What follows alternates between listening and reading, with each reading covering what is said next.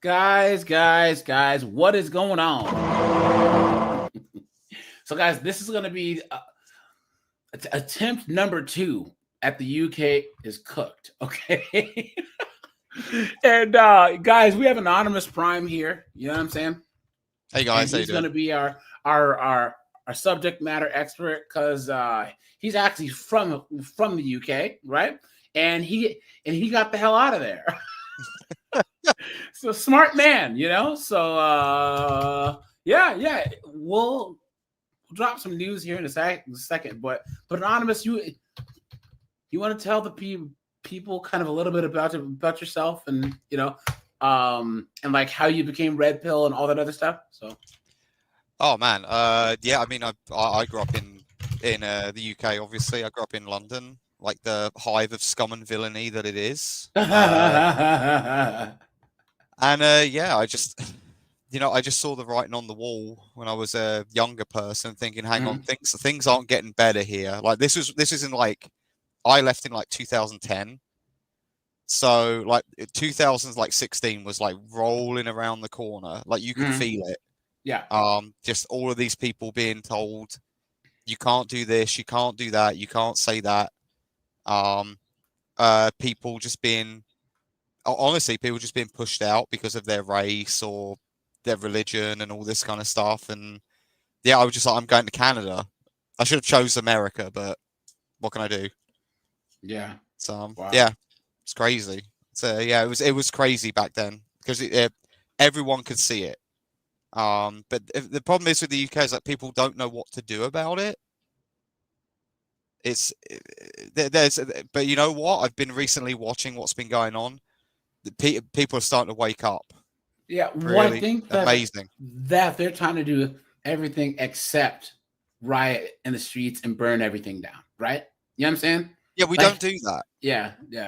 But Herbert, what's up, dude? Thanks for becoming a member.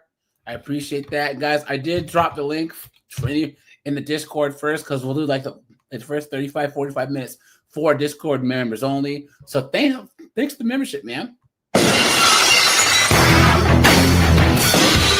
And of course, I have to give Anonymous Man.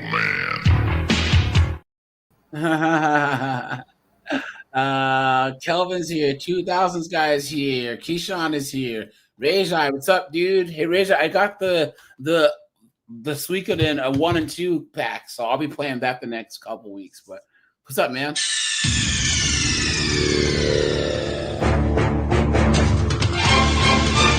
Whiteout's here. Tim Hicks is here. Yeah, let's see, guys. Let's break some news.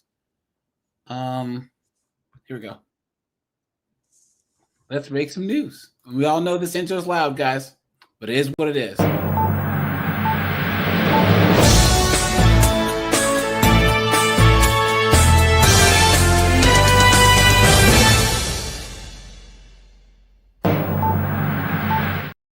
All right, here we go, guys. Let me share my screen here. That's a good way to start. Colin, what's up, dude? Not much. How you guys doing? Good, man. Good. Pretty good. Here we go. Prosecutors are looking to revoke a probation of the first woman in Mobile County to be charged with doxing. Good. Catherine Rogers pleading guilty in June to a misdemeanor harassing communications charge as part of a deal in which the doxing charge was dropped. The judge sentencing her to a year of probation. Prosecutors say Rogers failed to report to Mobile County corrections offices after being released from jail and reported that the probation officer has had no contact with her. The judge today is scheduling a revocation hearing for September 17th. A custody dispute leading to that criminal charge. Prosecutors say Rogers posted an accusation on Facebook that a couple molested their child. Look at that, guys. Jeez. So that, yep. There's another one. And then we'll actually do some UK news here since we have... Wow, look at this, guys. Look at this. Oh, wait.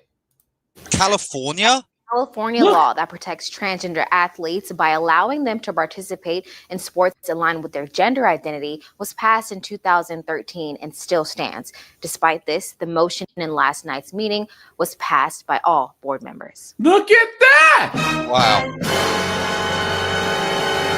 This is how you know the tide is turning. Look at that. This is in California. That's incredible. Look at that. The controversy over transgender athletes competing in girls' sports here in California is continuing, now at a local level. On Tuesday, the Kern County Board of Education voted to ban transgender athletes from participating in sports that align with their gender identity. Now, therefore, be it resolved that the Kern County Board of Education affirms its unwavering support for Title IX and calls on athletic governing bodies to uphold its protections Look at that. by ensuring fairness in girls' sports. All those in favor? Aye. Any opposed? Unanimously. Any discussion? Crickets. Look Crickets. at that. Not everyone agreed with the motion.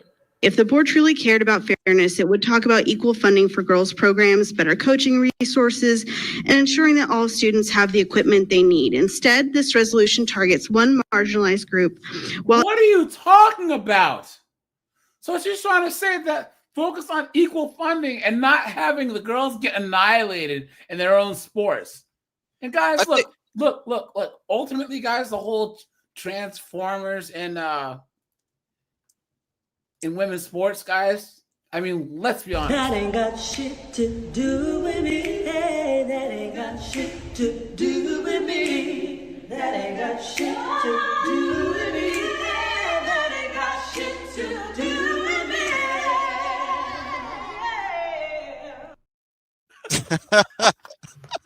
Because they voted for this. They voted for it. They voted their way in, and now they have to vote their way out. But AJ, You do you hear situations about funding and all this stuff? You know what? When I was a kid and we needed like football boots for all the kids in the school, guess what? We had a bake sale. Yeah, facts. We Yeah. actually did shit. Yeah. Right. What's funny is, hey, why don't you steal some of that Girl Scout cookie action? You know what I'm saying? Yeah. You know how many millions and millions of dollars that the Girl Scouts bring in every year? You know what I'm saying? Or how about they have a car wash like we used to do? Come on, Anything. man. Yep. ignoring real inequities. That's a double standard and a distraction from genuine solutions. Protecting women means protecting all women, including trans women. Oh, get out of here. That was a lie. Last month, the Justice Department sued California for allegedly violating civil rights law by allowing transgender athletes to compete on girls' sports Good. teams. Despite also receiving threats from the Trump administration to withhold federal funding for not complying, the California Department of Education has stood firm on its decision to uphold the current policy to allow students to compete on teams that match with their preferred gender. Throughout the state, there have been several school boards who have supported motions to ban transgender athletes from girls' sports. In April, Redlands Unified School Board passed a motion to do just that. A week before, Chino Valley Unified School District voted to ask the Trump administration to intervene on the state's protection for transgender athletes. Ahead of the 2000 Look at that, guys. And Absolutely insane. Oh, you hear all this news speak that they have where they're like they can never define anything. Yep. They can never say you're either one or the other. There is no Yeah, but here's the between. thing: that the wokey wokes. It all started with. You guys know how I always talk about non-descriptive descriptors, right? I'm spiritual. Well, what does that even mean? Yeah. You know, I want a partner. What does that mean, right? Are you LDHD TV? Is it a business partner? Like these wokey wokes and these women, especially, they don't want clear definitions because once again, they can be held accountable or clearly defined things lead back to accountability. You It's know all what I'm saying? chaos. It's And all expectations. chaos. Yep. That's Like true. men are order, women are chaos. That's just Yeah. the way it is. They want to live in nebulousness, you know? which is not good for society. Ozempic has exploded in popularity as both a diabetes and a weight loss drug, but now it's at the center of a legal blowback kind of situation. More than 1,800 lawsuits have been filed over adverse side effects, with the liability estimated at more than $2 billion. Our legal $2 billion. Anything but not getting in the gym. Facts. Yep. expert Whitney Traylor is here to break this down. So let's talk first about the claims against Ozempic. Yeah.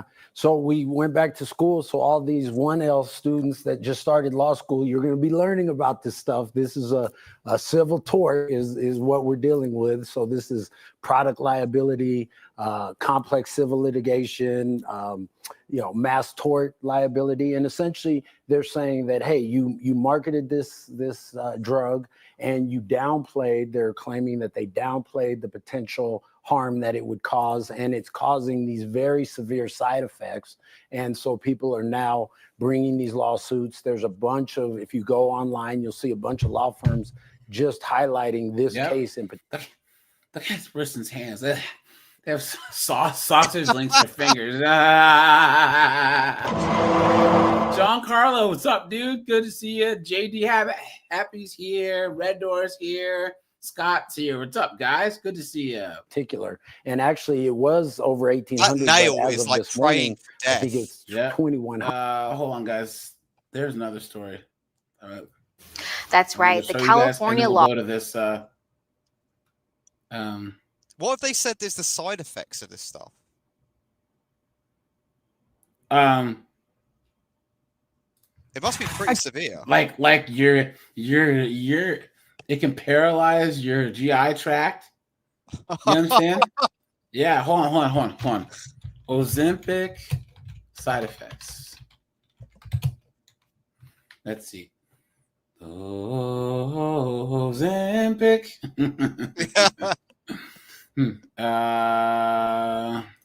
As with any decision, it is important to weigh the pros and cons before deciding whether or not you want to take Ozempic, okay? What are the side effects? Well, this injectable medication has been shown to cause significant weight loss, which is great, right? The great side effect, and people are loving it. However, Ozempic isn't all fun and games, all right? The drug can also cause a whole host of side effects, from nausea and vomiting to headaches and back pain. And in some cases, it can actually worsen diabetic eye disease. So if you are thinking about starting Ozempic, be sure to wait. Look at this gastric paralysis.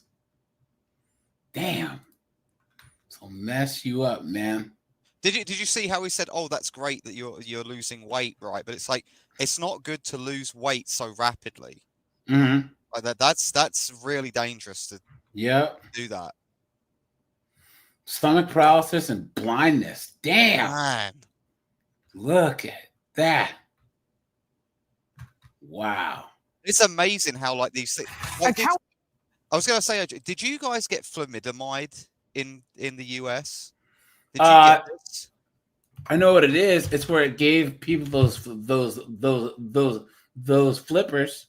If you're pregnant and this happened in the UK, and then and it was supposed to be like just a drug to like help women with like their morning sickness, like trying to stop biology from like interacting with people. It's crazy. Yeah, and it gave people these flippers. Ugh.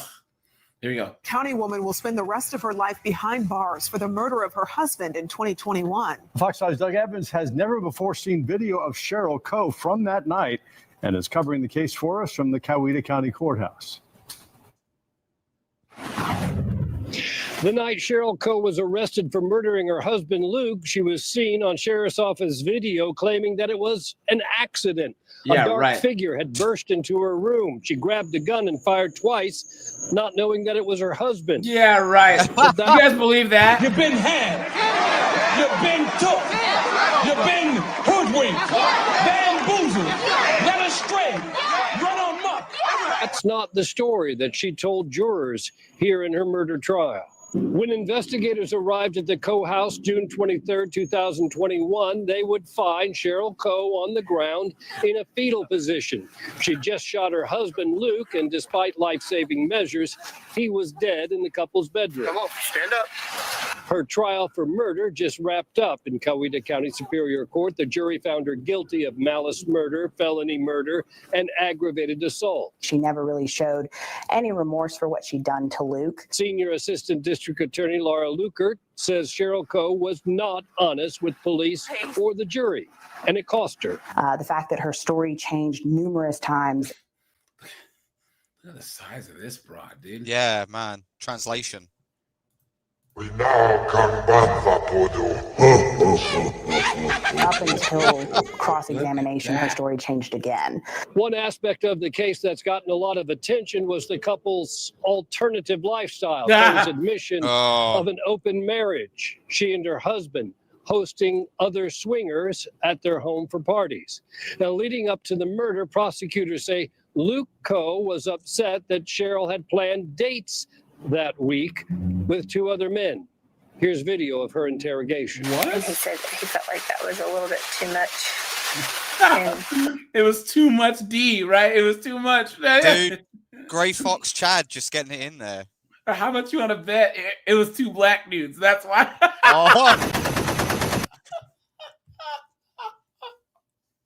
It's 2 senior Tyrones getting It involved. was freaking Gray Nug and Gray Pookie. All of a sudden, but they came over to the Blazer. Hey, hold on there, Weeks time. She had planned 2, they called them play dates, within a week, and then said she also wanted to be with him, and he said that turned his stomach. Dude, the guy is just like such a simp, allowing his wife to do this. Oh, look at that, Lenny, man! Thanks for handing out a membership, man. I appreciate that. Thanks so much, my friend. Let's see. TJ's here. DTM, what's up, buddy? Good to see you. Steve is here. Good to see you guys. Said that Cheryl Coe was upset that Luke was talking about their lifestyle with other women, and she wanted it. Those can't be real. They can't. There's no way. Kept quiet for the sake of her managerial job at a local hospital.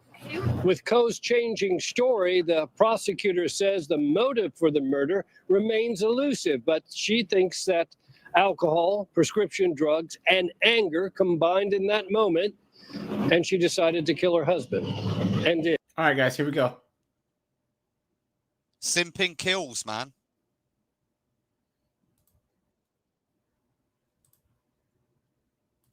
Oh. A snapshot of Britain in the 80s. Beachgoers in the seaside town of Bournemouth, a place which has always been a magnet for holidaymakers and seasonal workers. For it. Fast forward to the final days of this summer, and the change is undeniable. In the Bournemouth area between the 2011. You guys notice something? Yeah. You guys notice something, right? Everyone's really covered up. And 2021 censuses, the non-British born population went up by 47%, and immigration 47%. Wow. Absolutely insane. There is no reason for that. No reason whatsoever. Pitmaster, what's up, dude? AJ. What's up, man? Yeah. So AJ, I've got something to tell you, right? I did look at the statistics on this. Sorry if this is but I think numbers are important when it comes to this kind of stuff. There was a net, so this is the government statistics. There was last year was net migration to the UK of 700,000 people. Okay.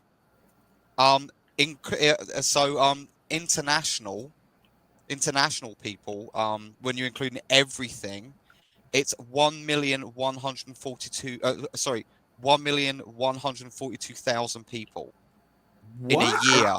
What? Damn. And this is including deaths, remigration, births, everything. That's crazy. And this is government statistics. Yep. Wow. So it's worse than that. Damn. Significantly since then.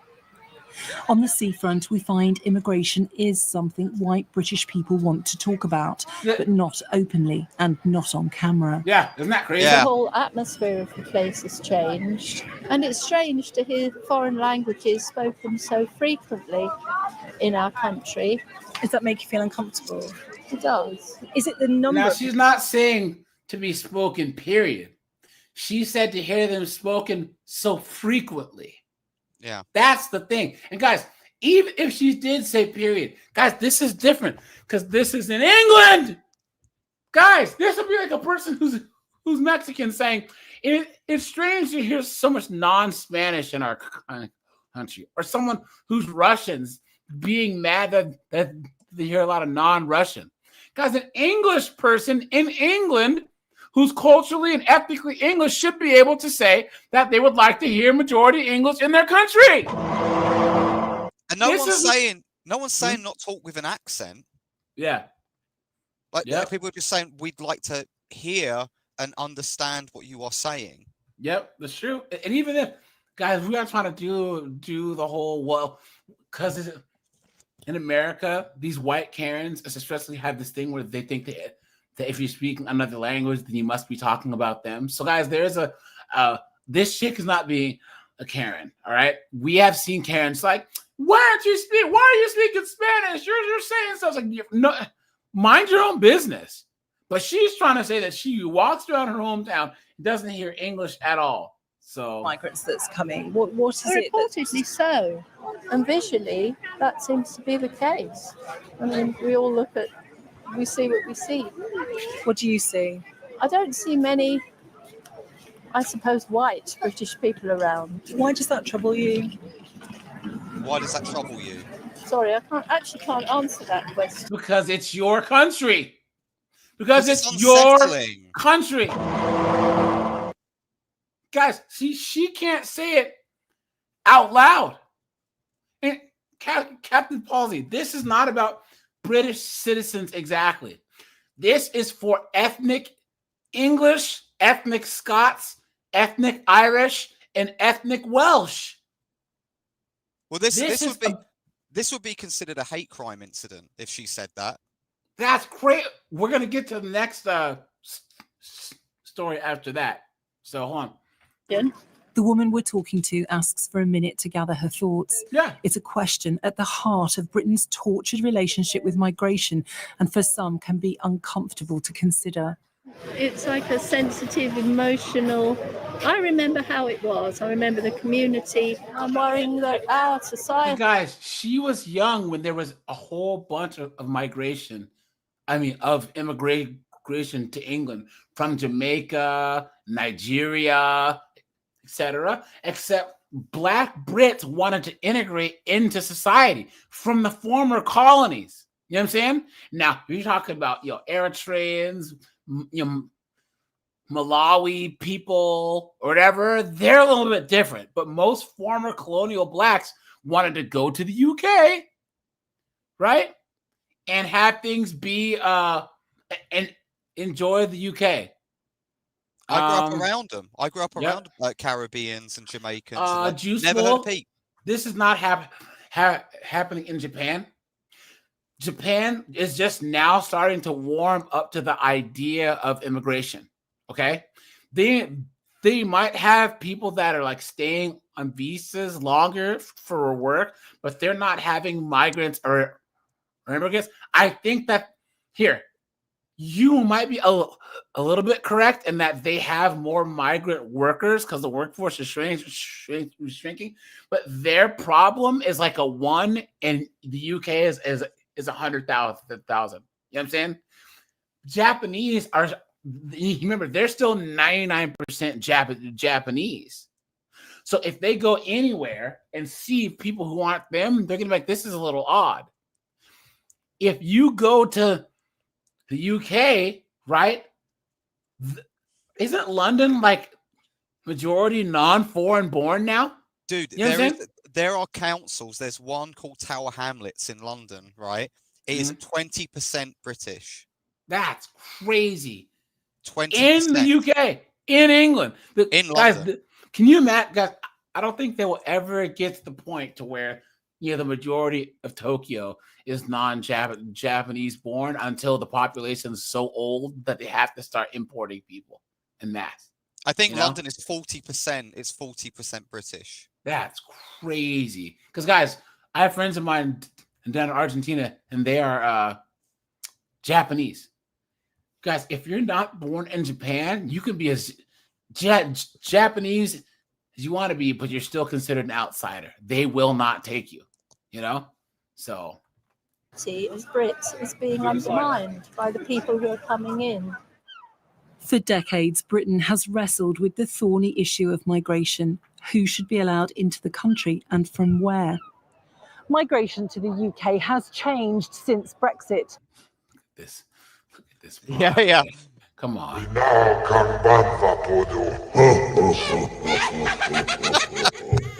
How are you going to be on TV and be freaking 800 pounds? How?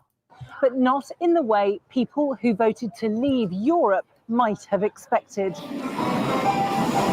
9 years ago, I visited Bournemouth to talk to people about migration ahead of the referendum. We've come back to the Cumberland Hotel. The EU flag no longer flies. It's a hotel where a decade ago, the majority of the workforce were non-British EU citizens, many from Eastern Europe. Sean Nell is the general manager and has worked at the hotel since before Brexit. Good morning. A lot of our workforce were EU nationals, and obviously Brexit, a lot of them. This dude's he's zesty AF, dude. He's a bit light on his loafers, this guy. This guy likes some extra sugar in his tea. That's for sure. I've left. They find other work other than hospitality. A lot of our workforce we see now that we can recruit from is probably South Asia. The staff gathered together for their own breakfast after the morning service tells the story of where most of the new recruits now are coming from. 28-year-old Shardul Thomas is from Delhi and works part-time at the Cumberland behind the bar. He did a master's in sports management and, like many others, came to the UK on a student visa. He says a master's in sports management, and he's friggin' making lattes. And he's serving scones. Yeah. Doug MPA, what's up, dude? He says British white women age like goat milk. Name one attractive older British celebrity. Stop the Helen Mirren crap. She was never attractive. Damn, dude. Look at. He ain't wrong. That's how you say it. No, you're not asking me. No, it's called garlic croutons. Yeah, and they're right there on the seat. I think that Elizabeth Hurley's still pretty hot, right? For being her age, right? Yeah. Yeah. Hell yeah. Let's do 2024. She's probably like the only one that's still decent looking, Just good genes. Yeah. I think she's almost 60, I think. So there's probably a couple. I just can't think of them right now. Yeah, it's pretty hard, man. Like the British chicks, and especially all that crazy plastic surgery now that all these British chicks are That's getting. the problem. Everyone with that orange tan, like and like these chicks are like 25 and look like they're 50. It's crazy, man.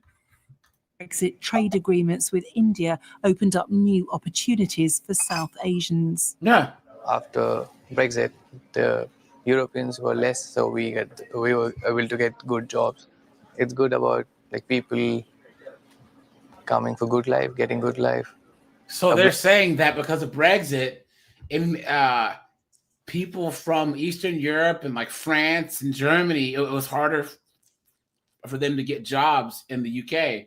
So they started having to give jobs to like Indians and stuff in former colonies. Interesting. Because that's life. Huh? The thing is that that's not what Brexit was actually about. Was like denying like Europeans from getting work.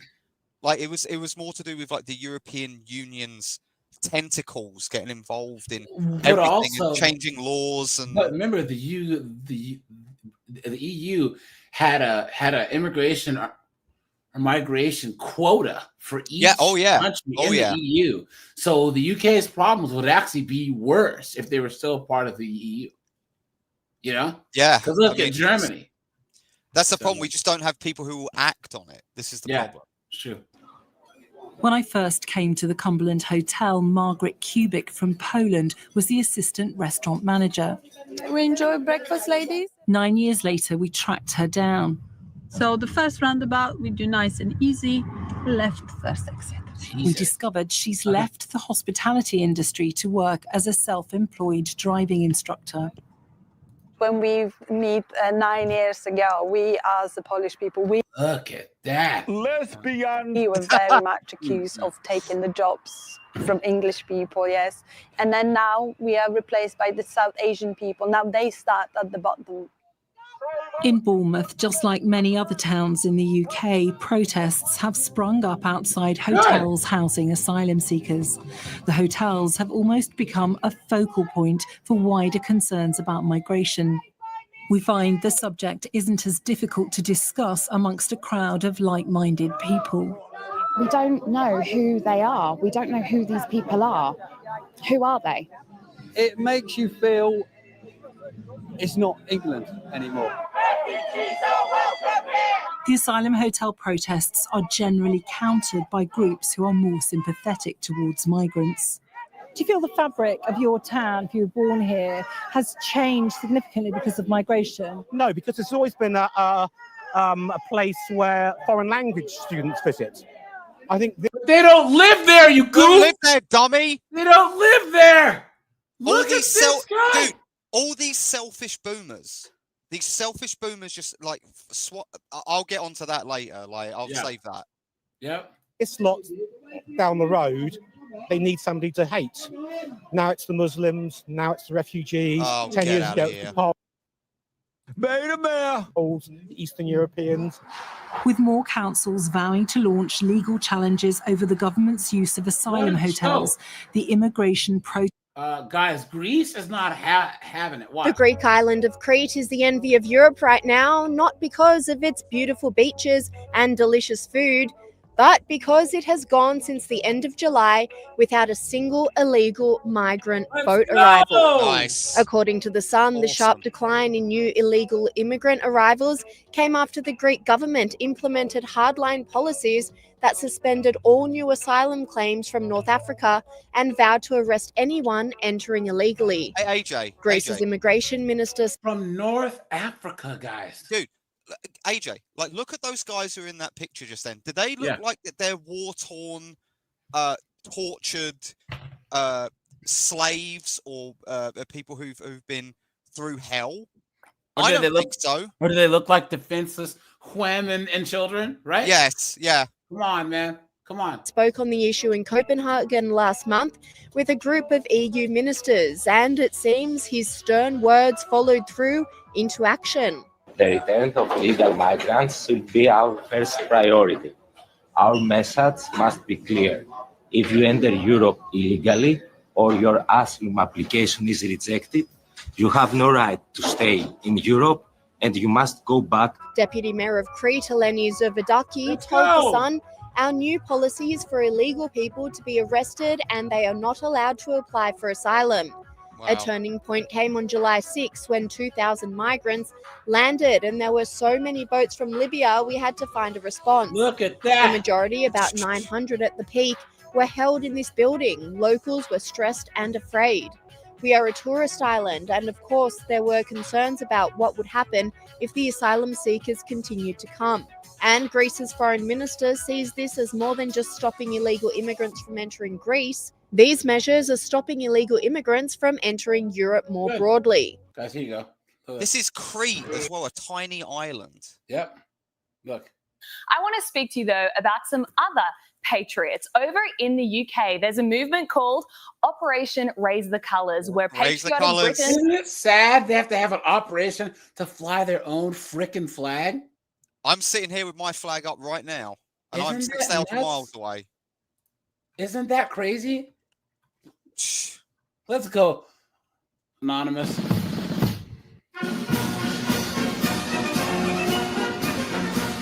Let's go. Damn right. Taking to the streets and flying Union. She can get it, dude. And she has that Australian accent. You know what I'm saying? Let's go. She's like all these babes. Get their pilot lit, they can start a leaf blower. Jacks and St. George flags all around the place. The councils, who obviously are deeply offended by the presence of Union Jacks, are scrambling to go take them down. Here's a video of one group putting them back up just out of council reach. Yeah, get it as low as you can, lads. Mince. Put one on the moon if we could. Well, the man on the moon's at the top of the road, so we could go up there. They're not coming down. We're getting these higher, right in the flagmobile. We're getting higher because it's been taken down a couple of times. So, imagine if they're taking down their own country's flags. The government is taking down their own flag. That's how crazy it is. Look They at hate that. their own they're going people. somewhere where Yeah. Hold on. Someone says, when raising your own flag is an act of rebellion in your own land, there's something very, very, very wrong. Yeah. Damn right there is. That. But yet they'll allow all these Palestinian flags and all these Pakistani flags up all over the place, and no one bats an eye. Yeah. people Weird. can't reach. And that is the end of that. So hundreds or even thousands of people all across the UK have been putting up all these flags across the country, as they should. It's the national flag. But the lefties in the media were not so happy about it. Take a look. You get something called Operation Raise. Oh, this guy's a beta. Oh, go This and guy's see, a beta. you idiot. This guy, man. This guy. You guys hear that? That woo, that's the freaking. That's the vibrating butt plug he has in right now. Colours. That sounds very military. It sounds very aggressive. People don't put. You've been had. You've been cooked. You've been hoodwinked. Bamboozled. Led astray. Run amok. And don't get me started on this guy. Dude, this guy, I've seen him. That's before, racist. like- Everything's racist. You know that. Colonialism. Leave. Leave. There's a whole wide world of people who look just like you that you can hang out with. Oh, I forgot. That's right. You don't want to move to Nigeria. You mean you live in the place that was the first country to ban what you always bang on Yes. about? And I guarantee that he lives in the whitest, richest neighborhood. Oh yeah, right. He lives in Kensington or somewhere. Yeah. Putting up this flag to celebrate Britain. They're putting up this flag to remind us that Britain is white and we shouldn't be here. So patriotism, you know, is actually very militaristic, very violent, very racist to just want to fly your own flag in your own country. Well, if you fly a pride flag, that's not aggressive, or a pro-Palestinian flag, that's not aggressive. You could fly a terrorist flag, that's not aggressive. But if you fly the Union Jack, that's aggressive. The fact is, people are sick of being made to feel like they should be ashamed of their own country. This is not having a shot at migrants. This is simply British people saying, we want to be proud of our own culture and heritage. And the response from some of those lefties that we saw there only serves to reinforce the upset that so many Brits feel. But can you really blame them? Remember, was it last week, Sadiq Khan, the mayor of London, said he wanted to invite Donald Trump to tour London. And listen to how Sadiq Khan describes what's important about London. Come to London and let me show him around our wonderfully diverse communities. Let me take him on the Pride March this coming summer, next summer. I bet you like to go on Pride marches. Yeah. Is it any wonder locals feel like it's not their country anymore? And here's the serious problem, right? The Brits, along with everyone else in Europe, are really worried about war with Russia. They're increasing spending. They're trying to recruit more to the military. I was interested in comments in the media about these Union Jacks being raised and councils trying to pull them down. And I read a number of comments from people who had served in the military saying they would advise their children. So I just wanted to say, right, it's like the guys that talked about the Union Jack, right? The Union Jack is kind of like, it's a universal flag, okay? The universal flag is like, it brings in all the different people from like Jamaica and the Caribbean and all of these like ex-colony countries, right? What they hate, this is where they're getting it wrong. What they hate is the St. George's Cross. This is what they hate, is because the St. George's Cross is a It is a racial flag. It's for English people. Yeah. That is the thing. They loathe the St. George's flag. They can't stand it because it actually is an ethnic flag because it's supposed to represent the English. Yeah. And they do not like it. Here we go, guys. You guys remember this? Oops. To be a nation of Caucasian heritage people. Just like if I go to Saudi Arabia, I want to see Saudi Arabians. If I went to China, I see China. England's not in what, 10, 20 years time, is not going to be Anglo-Saxon Caucasian heritage anymore. It's going to be people who look like me, and that's not going to be a good thing. Why isn't it a good thing? Because they're going to be bringing in an inferior culture. What would you do to stop this? I'd militarize it. I'd tell the military nobody lands on the beach. Get the military to stop it, and I'm sure they could. How do you think they go about stopping it, though? No boat lands on the beach. Sinking them. Whatever's necessary. Even if there's like kids, women on the small boats. Yeah, but there's not any there, man. No boats would land on the beach. City boy! There he is. No boats would land on the beach.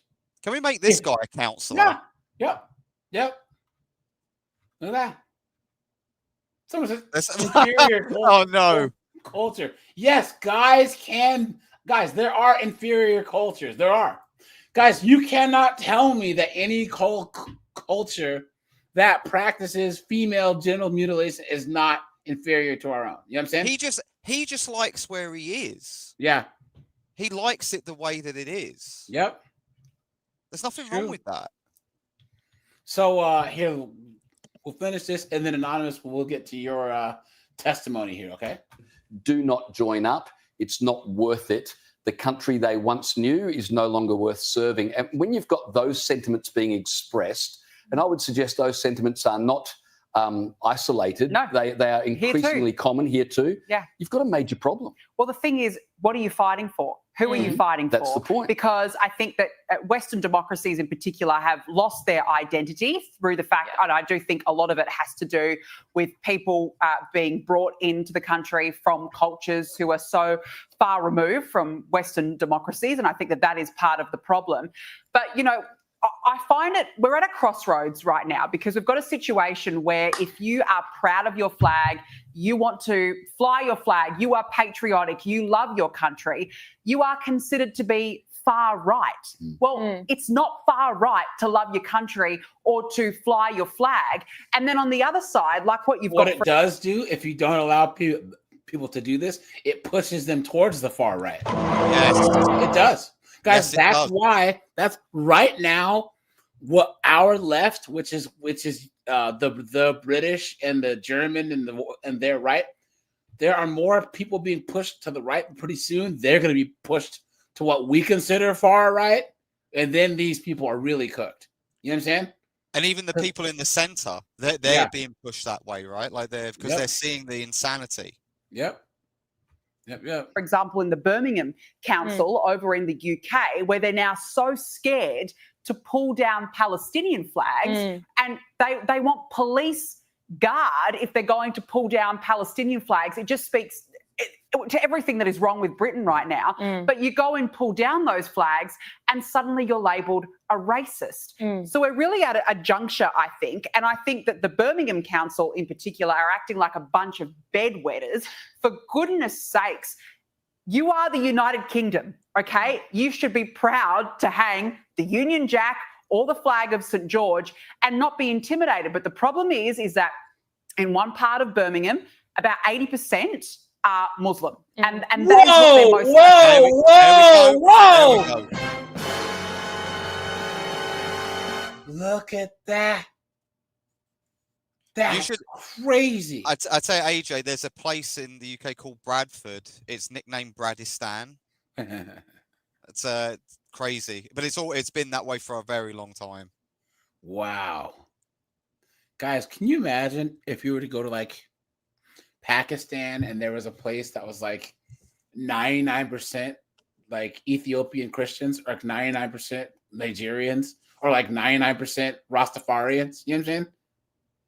They'd be like, what's wrong with this? You know, they wouldn't let it happen. About and I don't think it's an isolated incident. We've seen it here, for example, in Western Sydney, where we've got similar sentiments.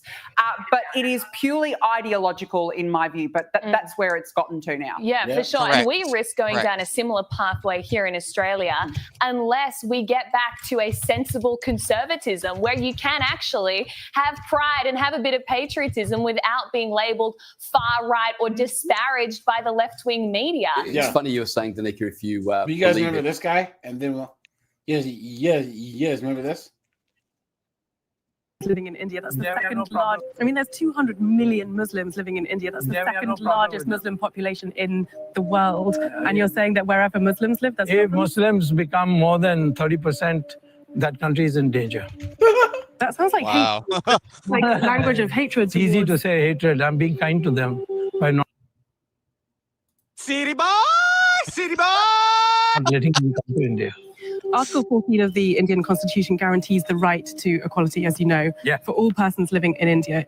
I can tell you that's a misinterpretation of Article 14.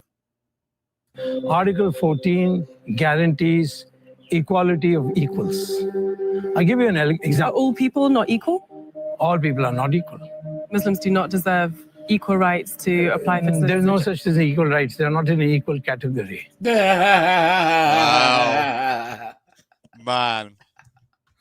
All right, now, okay, so let's go here. Now, Anonymous, the floor is yours. You know, give us a little bit of your background once again, you know, and give us kind of like a summation of what's been going on for the guys that might not truly understand. Because you're how old again? I'm 38.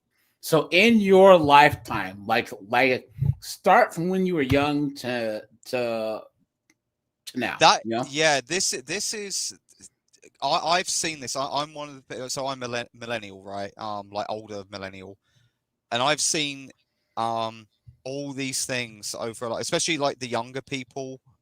They wouldn't have noticed this change, right? And goodness knows what boomers have witnessed to this, like the demographic change in all of the Western countries, not just us. And it has been subtle. It's been subtle and slowly over time. And it's just gotten to a tipping point right now, especially in Europe, where people, normal people feel unsafe. Because, I mean, I grew up around a lot of people who have looked completely different to me, and we used to get on fine. We used to play PlayStation. We used to we'd watch Fresh Prince of Bel-Air, which was a big impact on me, and it was a US show. And it's gotten to this tipping point now where people have noticed there's criminals in their community. The government doesn't care. And in fact, the government hates you. Yeah. They hate what you are. If you're a white guy. They hate you. If you're an Englishman, a Scotsman, a Welshman, or an Irishman. You know what I'm saying? Yeah. They hate the fact that you notice. And this is the most despicable thing I notice with all of these politicians and more upper class people, is that they think human beings are completely interchangeable units. Yeah, that's true. Yeah. Like you are nothing but a way to make money, and I'm all for making money, but that is not people's only kind of like asset. Well, here's the thing: if you take a Pakistani child and you adopt them to the UK, and you raise them with like UK parents, then it's like that's another British body. You know what I'm saying? That's going to be. But if you take someone that's, guys, what's the cutoff age, right? Maybe if they come here when they're like 7, 8, 9, they can still. Jordan Peterson, who I think is one of the greatest thinkers of our time, he says that your traits that are buried into you, he says up to the age of 5 years old, he says that your actual temperament, that's what it's going to be for the rest of your life. Yeah, but I think that he might mean by, if you like grew up in a war zone, and you're 5 and you're more of like, is different than like growing up in like a civilized society. But if you're 8 or 9 and you move to like America from China, or if you move to America from Pakistan and you're young enough to like adopt the values early, you can still like have your family's values, but then have mainstream values, right? So like you can even move to a place when you're 8 or 9 and speak the language without an accent. Guys, I have a lot of friends that are Vietnamese, Cambodian, even like Pakistani, and they moved to the United States when they're like 6, 7 years old. So they don't even remember their home countries, and they aren't really socialized to be from that culture, other than the fact that they have to talk a certain way or act a certain way when they're at home at their parents' house. I think they're blessed though. That's the thing. So when they come from somewhere like that. But I don't know if you know, in the UK we've had leaders from the Middle East. They've said to people in Europe, it's like, we're having problems with citizens from your countries who are born citizens there, and they're doing Islamic tea everywhere, right? Oh, really? Yeah. Oh, yeah. They said and there was a great interview with some sheikh or something like that, where he said, "Here, I'm going to say this to you in English," because he didn't want people to misinterpret what he was saying. Oh, that is Westerners that have converted that are acting stupid?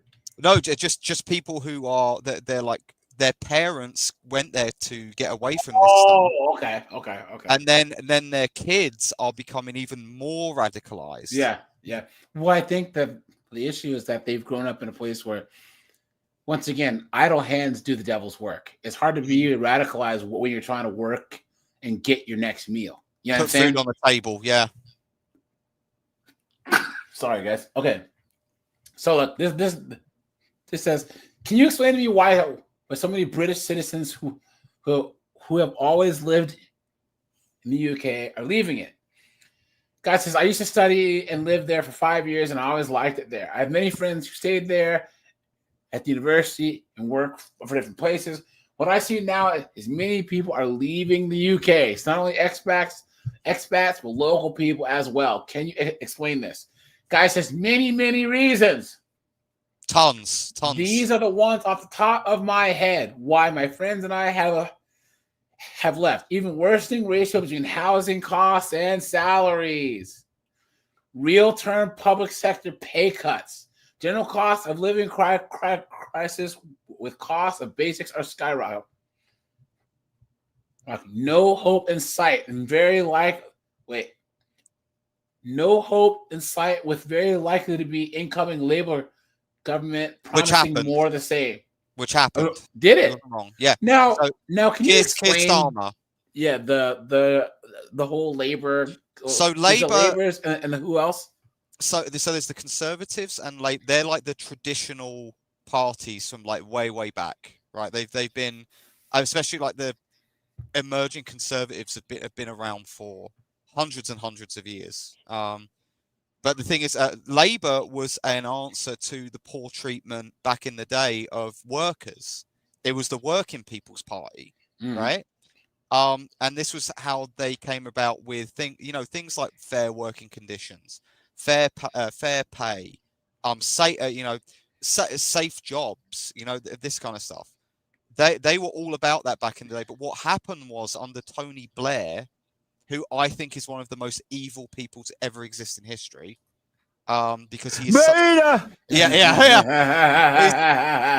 he is one of the most insidious people in history. He is the one, and his government, who sold us all out without us even knowing it, to the World Economic Forum, to the EU and all of this kind of stuff.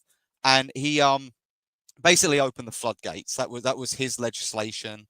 He brought in the European justice system and all this stuff, which is all catered towards just oppressing its citizens. Yes. Yep. And guys, did you see there's actually, hold on, and keep going, Anonymous. Yeah, so that's they had humble origins, right? But it was So they switched from this working class party because working class people, they like flying the Union Jack. They like, their country. They like the St. George's Cross. They're not usually racist people, but they find them really gross because they don't like this. They switch to like this metropolitan elite kind of just like in Canada, right? Yeah, exactly what the Liberals did up here. So they basically switch to all of the nameless, faceless office workers of the world who hate everything about where they come from. They're citizenless people. Dave, what's up, dude? I guess Dave's in the UK also. Dave, dude, I dropped the StreamYard link, man. If you want to call in and give your 2 cents. Two pence. What do you guys call change? Yeah, pence. Yeah, pence. Yeah. Your 2 pence, man. Guys, anyone who wants to call in, guys, hit the StreamYard link. You know what I'm saying? So yeah, what's up, Dave? Good to see you, man. So, but yeah, guys, look at this, and we'll get back to the reasons why. But this is why I would leave if I was you guys. The Justice Secretary has said that she is extremely disappointed after the Sentencing Council rejected her calls to change the guidance recommending pre-sentence reports be considered necessary for criminals from an ethnic, cultural, or faith minority. Let's bring in our political correspondent, Liz Bates, who's in Westminster. Morning, Liz. Remind us a little bit the background to this and also talk us through what happens next. Yes, the background to this is quite interesting. This is really what has become quite an angry standoff now between the Justice Secretary, Shabana Mahmood, and the Sentencing Council. That is an arm's length body which issues... Yeah, Dave, so you don't have to show your face, buddy. You can keep your camera off. Guys, I never ask anyone who calls in to show their face, so... guidance to the UK courts. The suggestion, which was very controversial here in Westminster from them, was a differential treatment of some offenders based on their race or religion. The suggestion was that a pre-sentence report should be included for offenders of an ethnic, cultural or faith minority. Now, when they issued that advice, there was a backlash in Westminster from, first of all, the Conservatives, the Shadow Justice Secretary. Yeah, guys, here you go. This is it. But, James, there is a racial component to what is happening with the British law. Here we go. We now have a two-tier legal system, James, whereby white men will be treated harsher now under British law, James. Well,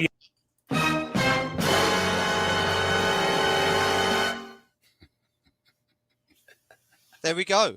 It's there for all to see, guys. Isn't it funny how white guys in Britain are the worst outcomes in society, or at the bottom of society, right? The only people below us are gypsies. So basically almost stateless people, like they just move around. True. Yep. Yeah. But even then, I mean, they at least have like shelters and stuff. Oh yeah, they just there's live like in white homeless veterans, in the UK. Yeah. Yeah. So it's really, really shocking. This basically now they have put in the system whereby pre-sentencing reports, which basically automatically take into account your race, your gender, your circumstance. Clown world. Oh, so a guy breaks into a person's house and tries to delete a guy, his kids, but because of his religion or race, he should be treated less harsh. Well, I have to tell you, crazy. This is going to backfire on them completely, because it's if they're having statistics drawn, which I would love to show you these statistics, AJ. Yeah. This is going to blow up in their face insanely. Yeah. Do you have the statistics? I dropped a chart. So this is I dropped a chart in the in our private chat on Discord. Here. I had to take a screenshot of this because the data got scrubbed. So I was lucky to even find it. It's in our. Did you drop it? Oh, hang on. Let me. Did I? There we go. No, sorry, just dropped. I forgot to press enter. Let's see. So this is government statistics. So I'm really sorry for the quality, guys, but No, you're all good, guys. They scrubbed it. Let me do this. I have to do this here. Gotta do some. So One the second, guys. The data is basically the difference between native-born British people and foreign-born. Okay. And it's what the difference between certain crimes that are given. And Look at this. So, guys, in general, was it foreign nationals? Was it 3.2% more crime? Yeah. And then violence, they do almost double the amount of crime. Yeah. Look at the X crimes. Yeah. 9.9% versus 3.8%. Damn, that's almost 3 times more likely. Robbery. Wow. Look at that. Damn. So I mean, things like drugs and stuff like that. I mean, really, no one really cares about those anymore. But like, look at the weapons. The weapon one is one that's striking to me. Where because English people don't really fight with weapons. It's very rare. Yeah. So I mean, that's a dang. And that chart got scrubbed. Of course it did, because they were going to say that's racist, right? Yeah. Come on, man. And I think it's funny too that like the UK always says that criticizing Islam is racist, and Islam is not a race. No, it's a creed. You have Muslims that are white, black, Asian, Chinese, or whatever. What are you talking about? All of that to mitigate the sentences that you might get for whatever crime you're alleged to have committed and been brought before the courts and convicted of. That now means essentially that white Britons are going to get the worst treatment when it comes to sentencing. This is the two-tier justice system. This is why they call Keir Starmer two-tier Keir. And I'll tell you something, guys, but the other point... Even Keir Starmer recognises what a catastrophe Let's have a listen. this is. Disappointing response, and the Lord... Who's this guy? So he's the Prime Minister. Oh. I'm gonna I'll drop a video for you on him to show you how popular he is. Why is the UK gay? Why are you gay? Answer is obviously continuing to engage on this, and we're considering our response. And all options are on the table, but I am disappointed at this outcome. And now we'll have to consider what we do as a result. Oh, I don't know. If only there was a prime minister who cared about the issue could do something. You're the prime minister here. I mean, he's acting like he's just some dude off the street who's a little bit aggrieved. Yeah, it's ridiculous. But James, the reality is what they have literally done is brought in laws whereby if you are any of those identity politics groups, women, gays. So, guys, all you got to do if you're going to commit a crime is just if you get caught, say you identify as a transformer. Yeah. All of a sudden, guys, they'll let you off. All you get, officer of ethnic whatever origin. Anything other than a white man must be treated more leniently. So, by definition, white men will be treated harsher under the British legal system. This is racism. This is racism of treating people differently. I believe in treating everyone equally. Right? But here's the thing. Would you ever think that the Japanese would allow Japanese people to be treated differently in their own country? Or the Poles, or the Russians, or the Chinese? Do you ever think that would ever happen? Because they only see it through two tiers, which is like you are either a victim or you're a perpetrator. But this is how they see it. They see, but honestly, KJ, they see people with your skin tone. They would see you as a victim, and that's just what it is. And it's then passing this online hate bill as well. But I guess the thing that I still don't understand is like when people say, "Oh, this is our kind of country in America." Guys, anyone that has American citizenship, this is your kind of country. Guys, an Englishman can say, "This is our kind of country," and be perfectly correct. That's accurate. That is the country of the English, and they're just giving it away. It makes no sense. no one's saying we won't share it. Like no one's saying that. What we're saying is that we want to pick and choose exactly what Orange Man said. We want to pick and choose who's allowed. Yeah. And it's like, and we've like literally like I just found out today, the like I don't know if you know about. Do you know about the migrant hotels? Yeah. So I'm not joking, dude. There is a backlog in the UK of 71,000 people waiting for their papers in like a year.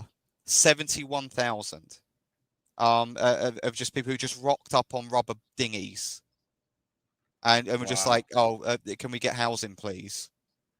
And the government is actually petitioning now for British people to give them 5,000 homes to house them. What? Yeah. So this is to me is where you're going to see a divide come in with the boomers. The boomers are going to jump on this. Is cutting immigration and stopping small boat crossings. For years, cutting immigration and stopping small boat crossings has been a promise every government has made, and none have managed to properly keep. The inability to do so and the anger that has erupted is fast becoming a defining feature of our politics. The latest figures show small boat crossings rising, but the asylum backlog going down. Sam Gitchke fled Pakistan fearing persecution, but waited 12 years for an answer to his claim. It's very much living in a state where you are either in fear or you waiting for the Home Office's giving you. And you should be in fear right there because you're there illegally. Status. Most asylum seekers don't actually have the right to work, which most people don't know about, but that you shouldn't limit your means to actually engaging with society. New figures show 91,000 asylum seekers are waiting for an initial decision, which is down 18% from last year. Small boat crossings are up. There was 43,000 arrivals this year. That was from 31,500 the year before. There's currently around 32,000 asylum seekers in hotel accommodation. That's more than in 2024, when there was 29,500, but significantly less than the 50,500 the year before that. The Bell Hotel in Epping has become a flashpoint This is it. In recent weeks. And now the local council has won an interim injunction to block asylum seekers from being housed there. Councils across the country, including some run by Labour, are currently weighing up whether to try and follow suit. We're going to get some people to look at the judgment, which seems to be under some very narrow lines, really, that the judge has made this decision. But if there's something in that decision that we can use to bring pressure on the Home Office, then that's something we'd be willing to investigate. It's not just councils. ITV News has spoken to Labour MPs who are concerned about future government policy, including one who has written to the Home Office asking where asylum seekers will go if hotels are closed. I absolutely understand the concerns that local communities have, and they want sort of clarity about the situation. Unfortunately, we have inherited a significant challenge, real mess do something in the about immigration it. system. We are working hard to sort it out, but it is going to take some time. The government insists it will end the use of asylum hotels by 2029, saying the issue will take time to fix. But the pressure to act sooner is mounting. Always kicking that try and can gauge- down the road, man. Always. Yep. Let's here you go. Breaking news from the High Court. There, the live picture, because the microphone's set up in case there is reaction from the various parties. But that District Council, Epping Forest District Council, being granted a temporary High Court injunction blocking asylum seekers from being housed at a hotel in Epping in Essex. Dominic Casciani Guys, is our this would be the U.S. in 4 years if Knucklehead Harris won. So I guarantee. You know why that's so historic, AJ? Yeah. So the thing is, I don't know how it works in the US, but in the UK, if you set a precedent in the court, especially in the High Court, because it's the highest authority in the land, apart from the king, you like it is set in stone. So that means every other council around the country, they can bring in these injunctions to the government and say we don't want these things here. Good. This is why the government is scrambling to get those 5,000 homes snapped up for them. Yeah, and they're gonna pack these people in there like sardines, man. That's great. and they're going to be taking people's homes too. Watch. Yeah, you watch. And this is where I was going to get into with the boomers who own a lot of the housing. I think a lot of these guys, especially the left wing boomers, they will happily take that money from the government because they'll give them way more money. Yep, and it's guaranteed money too. Yep, guaranteed money, and to sell their own people out, to sell their own like generations later out. And it's exactly An issue so divisive, it has upended. They love it. They'd rather die than give their house a little bit cheaper price to like a millennial. They hate someone it. who's like them, someone who believes the same thing, who could like have like a family. Yeah. Higher community.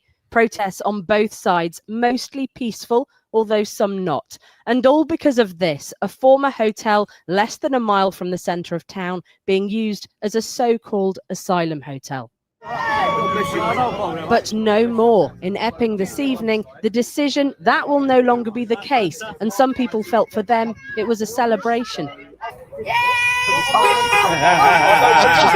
flashpoint for Anise. Last month, the alleged sexual assault of a 14-year-old girl in which an asylum seeker from Ethiopia was charged. He's currently awaiting trial. What?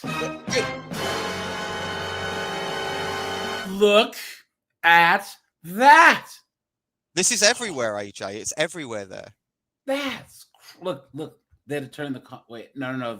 They didn't turn the comments off. Oh. Look at that. And people are so annoyed, man. And like, this is why the government. So, do you guys know about the online harms bill? Is that where if people post about certain things, the government will send in?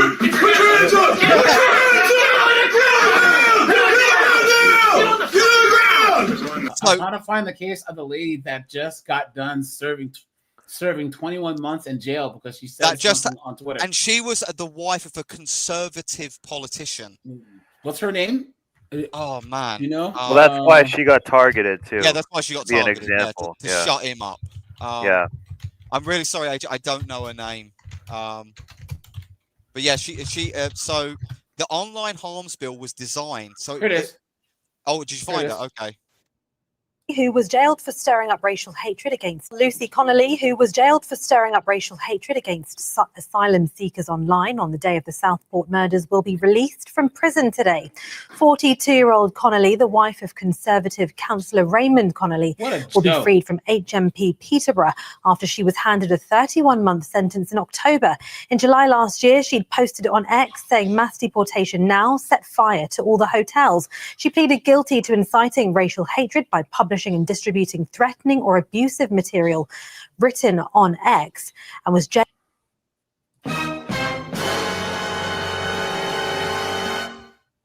There we go. Wow. 1984. I did. Yep. That's the first thing I thought of. 1984. Americans don't understand how important their constitution is. Yeah, that's what people who these young goofball Gen Z and stuff. They don't realize the freedom that we have. They don't realize how good that they have it. Guys, there's a couple things that I would say. Guys, things like free speech, the Fourth, Fifth Amendments, right? The Second Amendment. Yeah. Those are rare. And guys, even the idea that you have rights after you've been detained or arrested by the cops. Yeah. That's not a common thing. The right to a fair trial is like a luxury. A fair in all these and speedy trial. Yeah. You have the right to an attorney that the state will provide one for you. Guys, guilty until proven innocent. That's a relatively new thing. Guys, here, it was up until like the 1910s where spectral evidence still counted in court. You guys know what that means? Doesn't it mean like someone like just assuming? No, that like you can say that you had a dream, or that Jesus came to you and said it, it's any type of supernatural stuff. So like the judge or the jury would actually have to take into consideration that you had a vision from God that this person did. Yeah, a divine entity told me. Yeah, no, that's fair. Yeah. My goodness, can you imagine, guys? That was actually a thing until like 1905 or whatever. What about 20 years?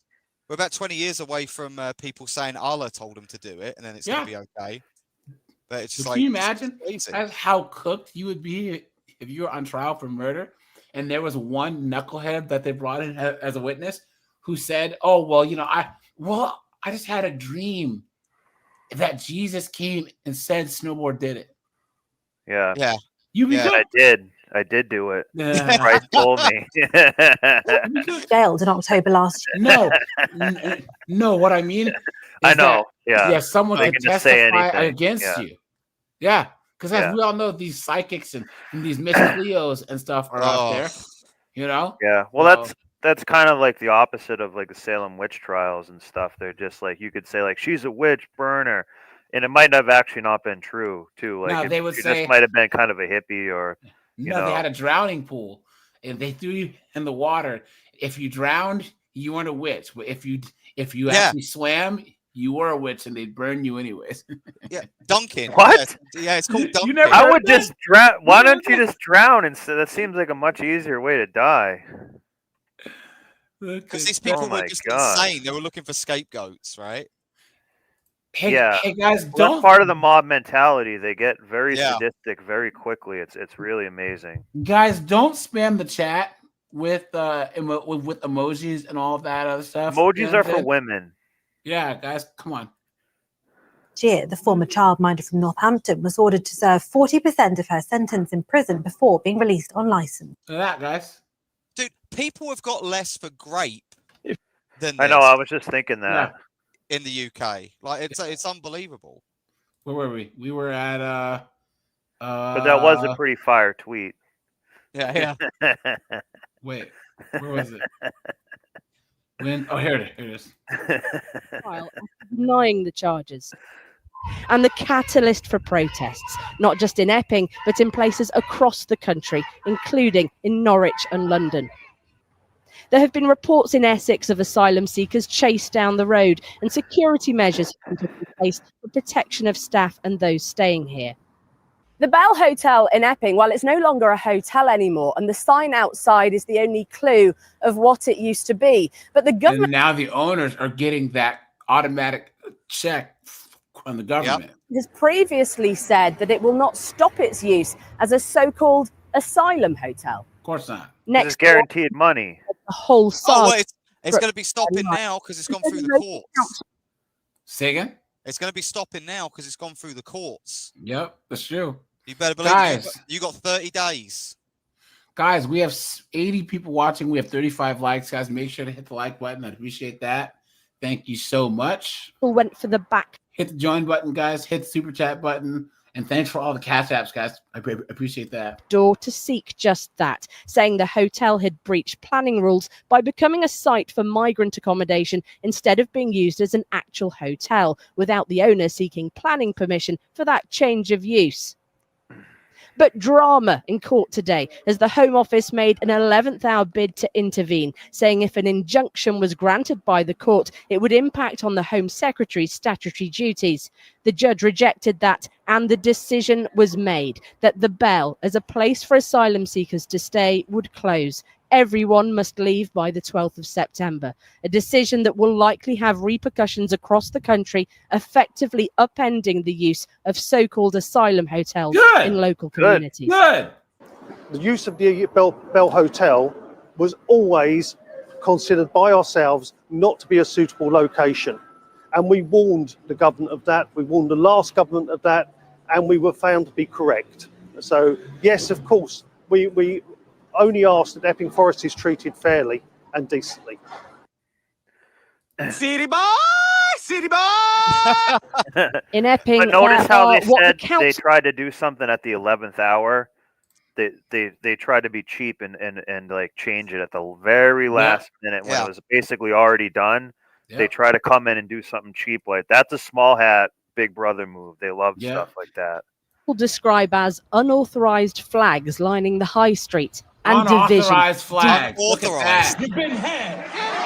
You've been took. You've been hoodwinked, bamboozled, led astray, run amok. Can you imagine? Could you imagine if you said that to an American to get those Yeah. stars and stripes down? That's crazy, man. Division. We all want them gone. We don't want them around here. Actually, Anonymous. I don't they really do- think that's fair. They do. I don't think that's. People do say that in America. Sometimes HOAs and condo associations actually will complain about that. And those people are like, "Oh, well, I'll take it down if that's what it is. If it offends somebody." So those people we do have a. I know, but I'm saying we have a lot of that. Yeah, well, yeah, but here's the thing. We have a decent amount of that. Guys, It's not the majority. Never, ever move to a place that has an HOA. Well, or at least a strong one. So, for instance, where I live, we barely have an HOA. I mean, like it's like just don't have any cars, broke down in your yard. Yeah, and they don't really care, But there's people where they go around and check your trash cans, measure the length of your hedges, your car registers, your car registry, all types of rules. Just guys, remember that I had a live stream on HOA Madness? Remember that? Yeah. Is all those people getting screwed over with their HOAs, or their HOA president was like embezzling money, and they're always on the take. Yeah. Almost every time. But this is the thing, AJ, right? Is that you've got the government going around taking down these things right now. When there's cities like in Manchester and Birmingham where they're not even picking up garbage. Yeah. And yet they have the manpower to take down flags. Yeah. Yeah. Like, what is this? There's a guy on TikTok. Hold on, let me show you guys. Hold on. Well, Anonymous, what it is, it's mass brainwashing, manipulation. People are those MPs and those cops are programmed to just care about that one thing. It is, yeah. And it doesn't bother them at all. Oh. Cheers, mate. So he goes around picking You're a up good man as well. trash Cheers, and films on Before TikTok. and after. And guys, there's so much trash everywhere. It's disgusting, man. Yeah. And England never used to look Cheers, like mate. I'm good, mate. Honest. I'm good, thank you. It's day 73 of the litter picking challenge, and I've travelled to St Benedict's Road in Birmingham. Before and after. And shout out to those for supporting the channel through the link in my bio. Adam, Ashley, Daisy, Rachel, Ali Cat, and someone. They're just throwing just stuff. Yeah, I do TikTok. It's I crazy. do videos, basically. Like I'm thinking, was this very worst road for these rubbish? I do every day on my side, throwing the rubbish from cleaning your car and house, and that is very common here. Cheers here. Yeah. He said that he does his side. You know what I'm saying? Yeah. Every day he'll sit there and pick up trash. Yeah. Every day this type of rubbish. So it's random for someone to. There's no one ever litter pick here. Another small part of the street, and just like that. Cheers, mate. Dude, some of these are bad. Hold on. Dude, it's because you used to. There was that. Yeah, go for it. Go for it. Sound.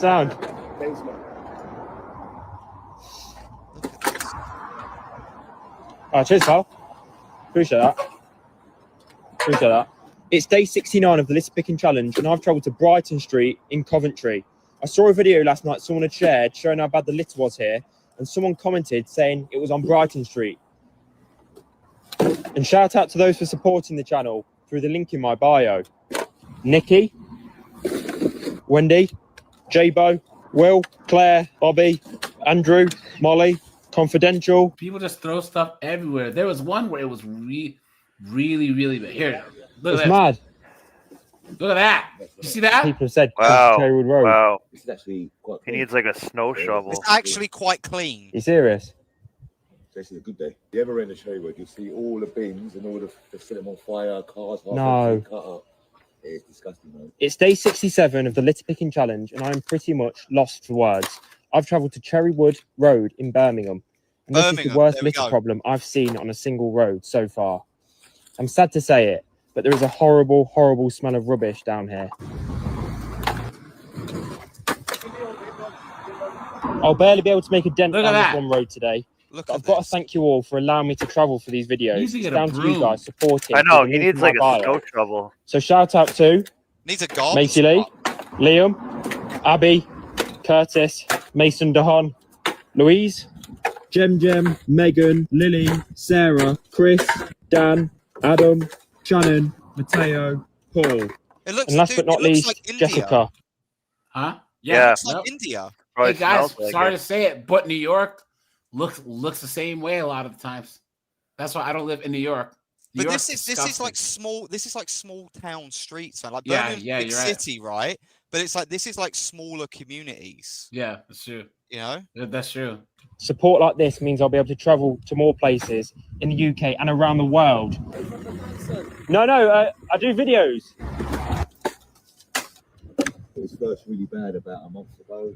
There was looking like big files, like big. No. Oh, mate, good speech anyway. I'll shake your hand. Let me take these gloves off. I'll follow you, mate. Over 400 pieces of litter picked up today, and it's like I wasn't even here. Hopefully, sometime down the line, I'll have a bin truck unlocked, and I can come back here one day with hundreds of you, and we can sort this all out. But it's disgusting, isn't it, guys? and it takes good people like him to sort out these problems. But guys, this is the whole broken window thing. Yeah. Right. Once you allow graffiti and broken windows, then people start littering, they start throwing stuff everywhere, and then people start breaking into things. Keyshawn says, "Who's more cooked, the UK, Canada, or Australia?" I would say the UK. I would go. Yeah. It goes the UK, Canada, and then Australia. Because Australia, partly because of the size of them. See, I would actually disagree. I would have said that probably about 2 months ago. From what I've seen recently from everyone in the UK, I would actually switch it to Australia being the worst right now. Really? Even with as far as like now, I know that their laws are cooked. Like they have more feminism. It's the mind virus that a lot of people have got. Yeah, but as far as like the whole immigration thing, because they're so far away from a lot of places that they haven't had a chance to help. Immigration, I'd probably say UK's probably the worst, but Canada's starting to creep up there because of just like all of the laxness. Yeah. And when I came to Canada, it was strict. Like it was very strict. Yeah, I would say UK, Canada, and Australia. Laws wise, they're you white dudes are cooked and all three. Yeah. But I think that the outright favoritism towards people from places with sand is worse in the UK. The whole schmooming gangs and all that other stuff that's happening in the UK and the government cover up. We haven't really seen that as much in Canada yet, or in Australia yet. So I was going to tell you, AJ, I wanted to bring this up because the online harms bill, it was designed to stop porn from kids gaining access to it, right? Mm-hmm. Spicy videos, right? That's just their excuse. This was their excuse. Yeah, so that's just their excuse. They don't care about that. No, so it was originally designed by the Conservatives, who that was what it was for. So you had to basically put in ID to gain access to it, right? What is it again? It's called the Online Harms Bill. So what happened is that the Labour Party got hold of it and they started adding all of these things to it. So now it doesn't encompass children; it encompasses adults and children. To where they're going to start sending people around. There's an elite police force being built right now in the UK to go after people who put on tweets that the government disagree with. Literally to arrest them. Oh, the Gestapo then. The Gestapo, yeah. Literally. Look at that. Literally. No, it's true. Look at that. Steve, what's up, dude? So these are like concepts that like I don't think Americans really grasp, like things like non-crime hate incident, where it's like you say something that could be assumed to be racist, right? But you're not really, and then they'll send the police around not to arrest you, just to have a little chat with you. We're just gonna have a little conversation. That's crazy, right? And it's intimidation tactics to get you to shut up. Yeah. So it's Online harms bill is a piece of legislation that's currently in draft stage. So the online harms bill is a piece of legislation that's currently in draft stage. It's being looked at by a joint committee, and they'll report on it in December of this year.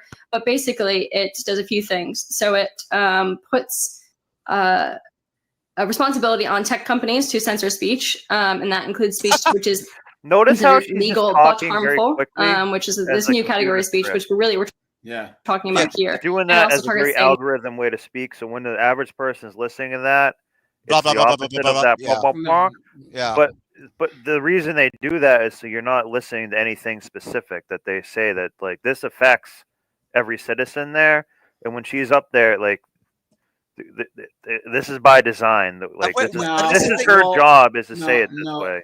No, I just think that that she kind of grew up she went to a liberal woke high school, a liberal woke college, and there was no reason to actually learn how to speak in a way that was like like this. You know what I'm saying? Like this is how these millennials, perhaps, and you Gen Z and millennials thunderheads speak. This is why all these TikTok political idiots piss me off, because they don't know anything. They just try and talk really fast, act like they know stuff.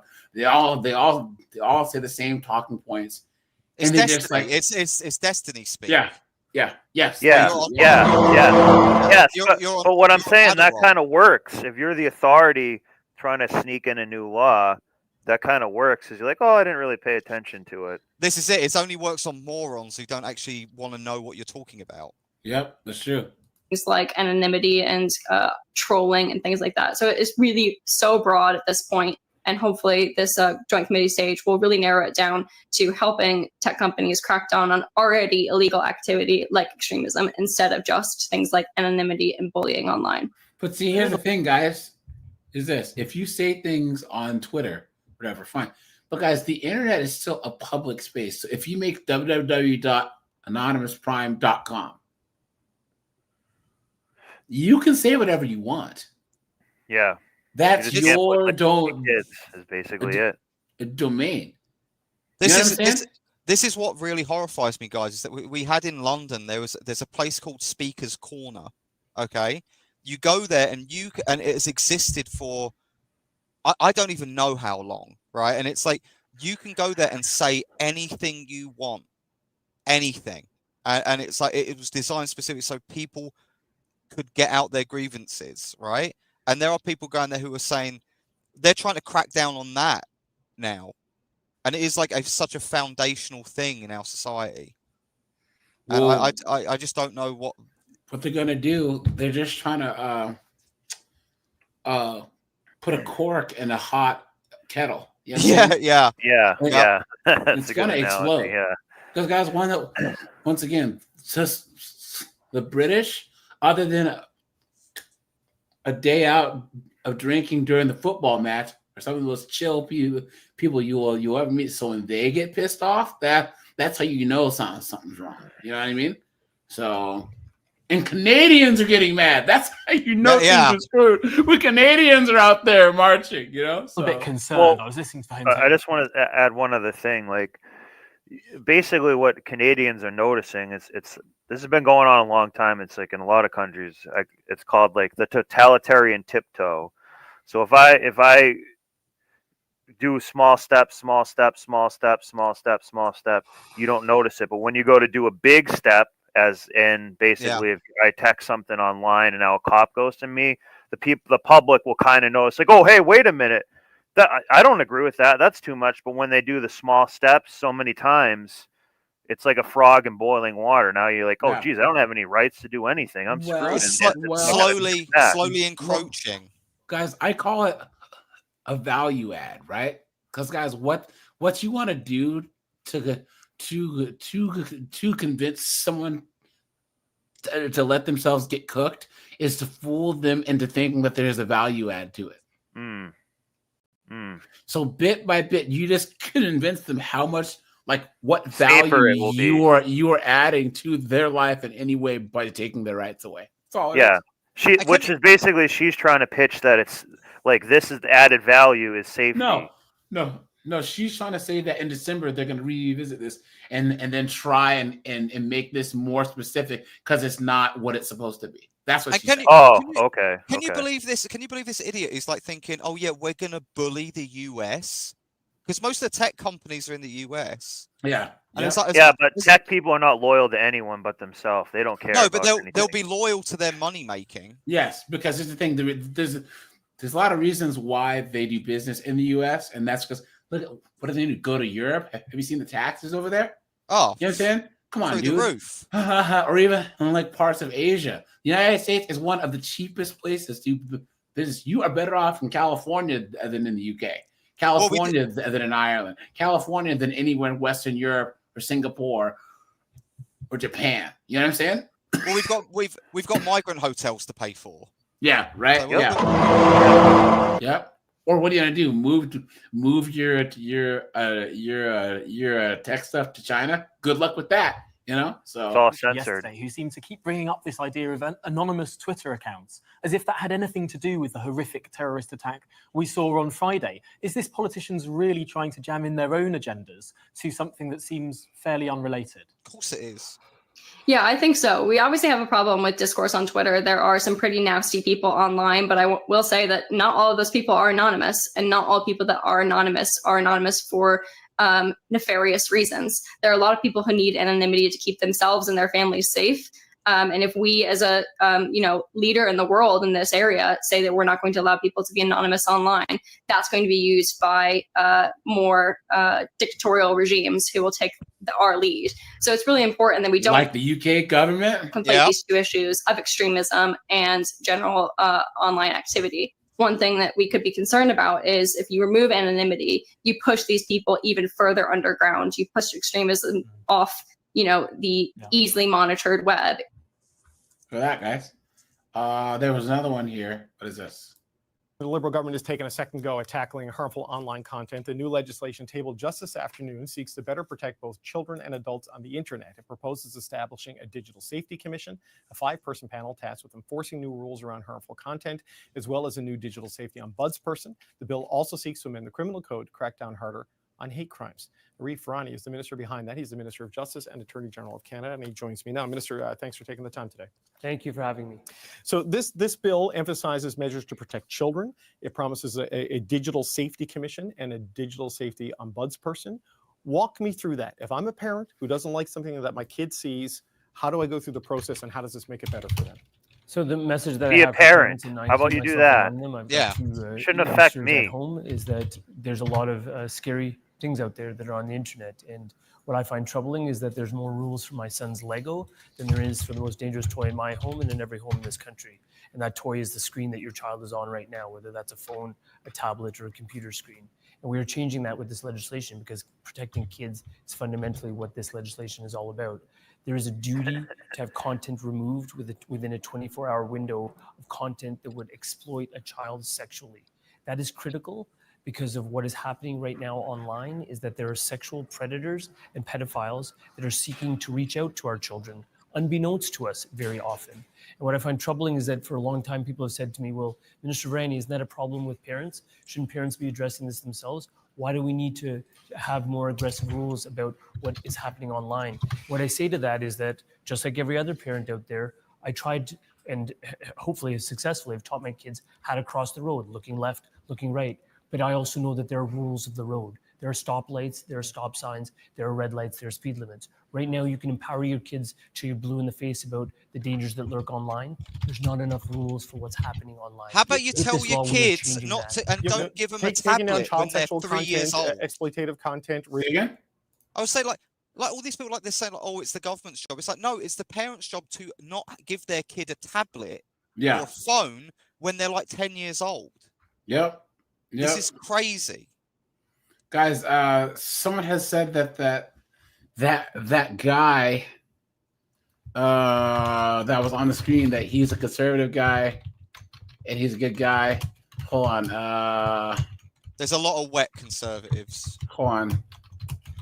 Guys, they had Rattlesnake TV on there once, and he bodied who was that guy? Hold on. I'm gonna have the perfect small video to summarize this. This comedian Doug Stanhope called this out years. How do I copy? If I go to YouTube, how do I copy something to put it in the private chat? I just copy the search right bar click at the top. So you just right click and it should. Okay. Yeah. Okay. Guys, this is why. Who has said that? I forget who you were, Dave. This news reporter is a beta. He's a simp. He's a beta. All right. Beta. Beta. You know what I'm saying? Because guys, because they're having a conversation about Top G, right? And guys, Jake from Rattlesnake, guys, he does the best job because guys, he completely just destroys their entire argument, and like his first intro, like it completely derails the entire conversation because he's so right. Watch. Views are actually much more nuanced than that. And for the influencers. This is 3,000 offences. air that you breathe, my friend. A new shocking report calls violence against women and girls a national emergency. That says 3,000 offences are recorded every single day. Well, police chiefs warn that young men are being radicalised online into extreme misogyny by influencers like Andrew Tate, in the same way that terrorists. Guys, this was like back in like after PS1 had come out or PS2, and they were still like, oh, these violent video games because of Doom and Wolfenstein. Like those came out in like 1991. No one's playing Doom anymore. Yeah. It's like Yeah. 1999 or 2000. It's so out of date and out of touch. Like, what are you talking about? Or in followers. So are influencers like Andrew Tate radicalising young boys online? And could they even be to blame for rising violence against women? Now, guys, you know what? Anonymous is English, so Anonymous, you stay quiet for this. Colin, snowboard. In England, who are the ones that are essaying the women? Nug 11, India Nug. Thank you very much. Do you think it's guys who look like Anonymous? No. Nope. Thank you very much. Oh. Yeah. And it hadn't been before they let them over there. It's not like it was a problem then. It really wasn't. Yeah. So that goes to show you. Yep. Well, the writer and broadcaster Emma Webb says influencers like Andrew Tate are promoting misogyny. And this chick, she was like, I'm a feminist, but I'm all about LGHTV. And then all of a sudden she came out to act. She actually started saying, well, now all these Pakistanis, and they all turned on her. You know what I'm saying? Now she got canceled. Now her little book tour got canceled. Nice. She's like, I can't believe that they're doing this to me. Please. What a joke. While the podcaster Jake Julius says boys need more masculine role models. Well, okay, Jake, let's have you put your case first. No, guys, watch this, guys. Watch this. Dude. He's going to body all these idiots. Watch. Let's go. Well, I think that the real problem you're looking at here, particularly with the UK, is that you have a feminized liberal culture that has imported a much more masculine culture with mass immigration of Islamic people. And these people have very pronounced ideas about gender roles. And these people don't believe that Timmy can become Tammy if he decides to, if his blue hair Marxist teacher tells him he can. So you guys have a lot bigger problems to worry about than Andrew Tate. So it's laughable. Flawless victory. City boy! Watch. Well, Emma, Andrew Tate, lots of people have mentioned. I think even teachers are now warning against Andrew Tate in the classroom. How much influence do you think he has? And is he promoting misogyny in a way that could potentially encourage men? Guys, Remixer said it the best.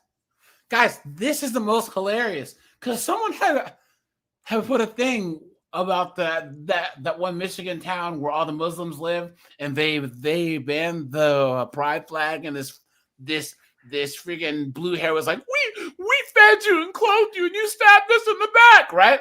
Yeah, it's like we don't care. The people that they are bringing in are diametrically opposed to the feminism and the LGHTV clown world. Look at this. And young But boys. I would to be say there's violent. two grades to them in a sense. There's the ones like the people in that town were more civilized and they want to, live within the rules of society. There are also some that are just animals from the third world that are not ready to live in a city and everything yet. Even the ones that are there to live in the city, dude, like when polled, it was like 60 or like 70% of British Muslims said that LGHT TV should be punishable by death. Yeah. So this is the fact that they come there and they build these communities, right? And then it fosters their mindset. You know what I mean? They don't have America. We're actually more about assimilation because we have such a strong nationalistic identity in most states now. You know what I'm saying? But there's places like California where, guys, public policy is my background, so I always laugh that we have a thing called unforeseen consequences, and I always laugh when people think that they're going to vote for said bill or do certain thing, and they always get the unforeseen consequences. Guys, there have been cases where a woman is, walking down the street. She's 8 months pregnant, right? Nug comes up, robs her, or whatever. Or she tries to fight back, and then all of a sudden, right? He grabs her purse and runs off. So she survives and loses the baby. They can't charge Nug with the deletion of the baby, because in California, because of the baby deletion laws, they're not considered people. And then all these women cry, "Where's the justice?" Well, you said that they're not people. It's a clump of cells. Clump of cells, Yeah. Yep. S444 says, I used to think highly of the UK. So the history and creators leadership in the crown, but they're so pathetic. Yeah, it's true. Guys, no one's saying anything about the people. It's the government. The people have to fight back. Is so pathetic. Yes, against the government. Yep. Against women. Well, he is very popular, but actually I do agree with Jake. I think that we do have much bigger problems than... Oops. And they were supposed to be debating, weren't they? Yep. Weren't they? Oops. And now he already has everyone on his side. Look at that. Andrew Tate when it comes to people's attitudes towards women. The problem with Andrew Tate is that he is very popular, but he's also, I think, a very good role model. This is what happens when a woman tries to install her own cable. Tries to set up her own Wi-Fi. It's a traditional male. Anyway. And I don't. Hey, in I many can ways, hear. You know what I'm getting? I'm getting a lot of echo from that.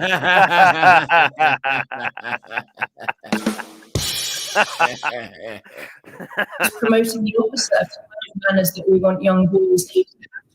I think your line is a bit inaudible, so we'll try and fix that. And shall we turn back to Jake? Because the problem is Andrew Tate. I've seen some of it. Jake, I've seen a lot of clips of Andrew Tate, and I've watched some interviews with him, and he seems to almost be radicalizing himself. He seems to have gone from sort of promoting, men need to stand up for themselves and be strong partners to women, to actually women are property and women are of lesser value. Do you think that's fair to say that he's got more extreme in his position? No, I don't. I think, first of all, you have to understand that a lot of what he does is on Twitter. It's comedy. So you have to take it with a pinch of salt. And if you actually listen to his interviews in more detail, you'll find that his views are actually much more nuanced than that. So maybe go and research it. But some of the things that Andrew Jake, Tate I've actually listened to him at length. Oh, well, you've strawmanned his position, so maybe listen again. But some of the positions... Let's go! Guys, I'm telling you, man. He's a beast. City boy! He doesn't promote things like crime, pornography, transgenderism, video games, male feminism, drinking, taking drugs, and also New Age spiritualism. Some things that men are actually turning towards that are actually destructive.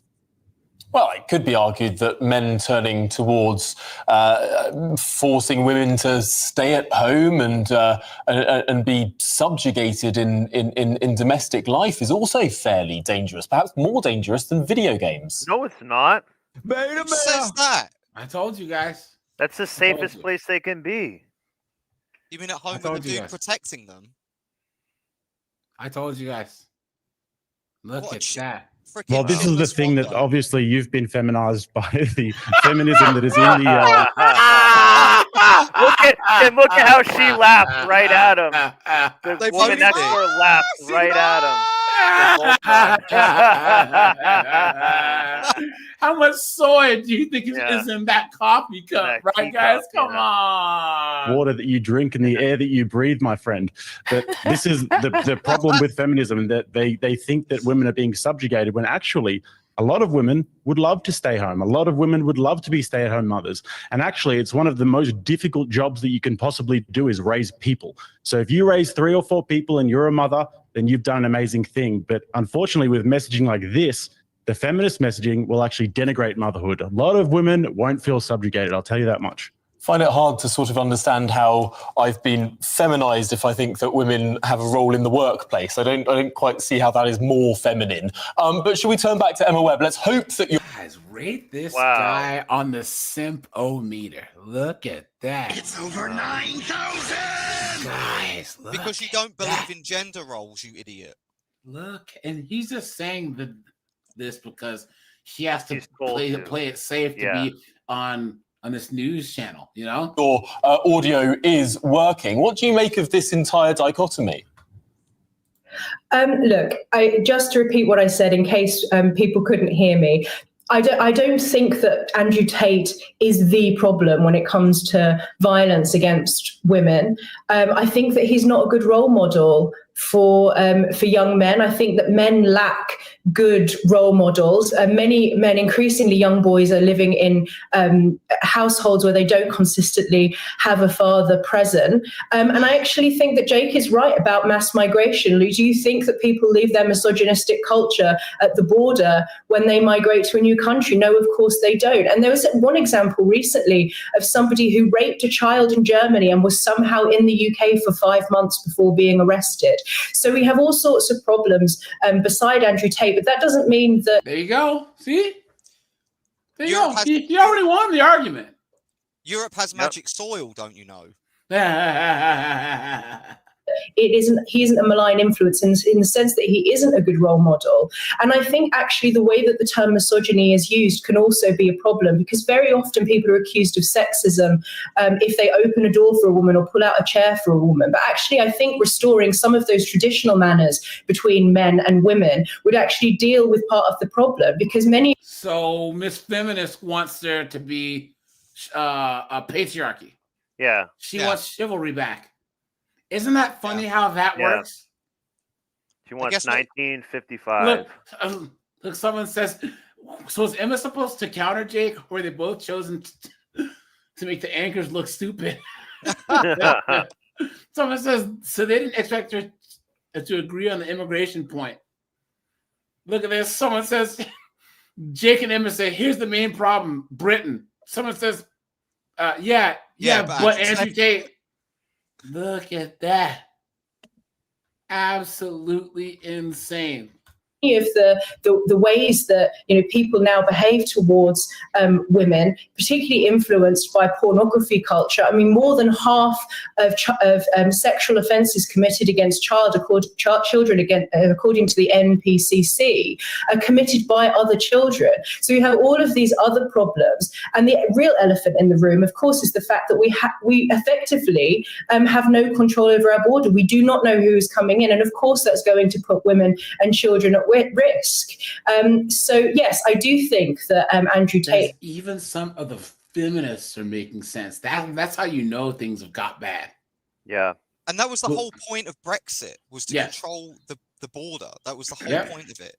Yep, that's true. Is not a good role model, but I think that we have a much, much bigger problem on our hands. Okay, and Jake, just to challenge you on these online influencers like Andrew Tate, I find that a lot of them are very outspoken about how people should be living their lives. So marriage and having children and looking after your family and working hard.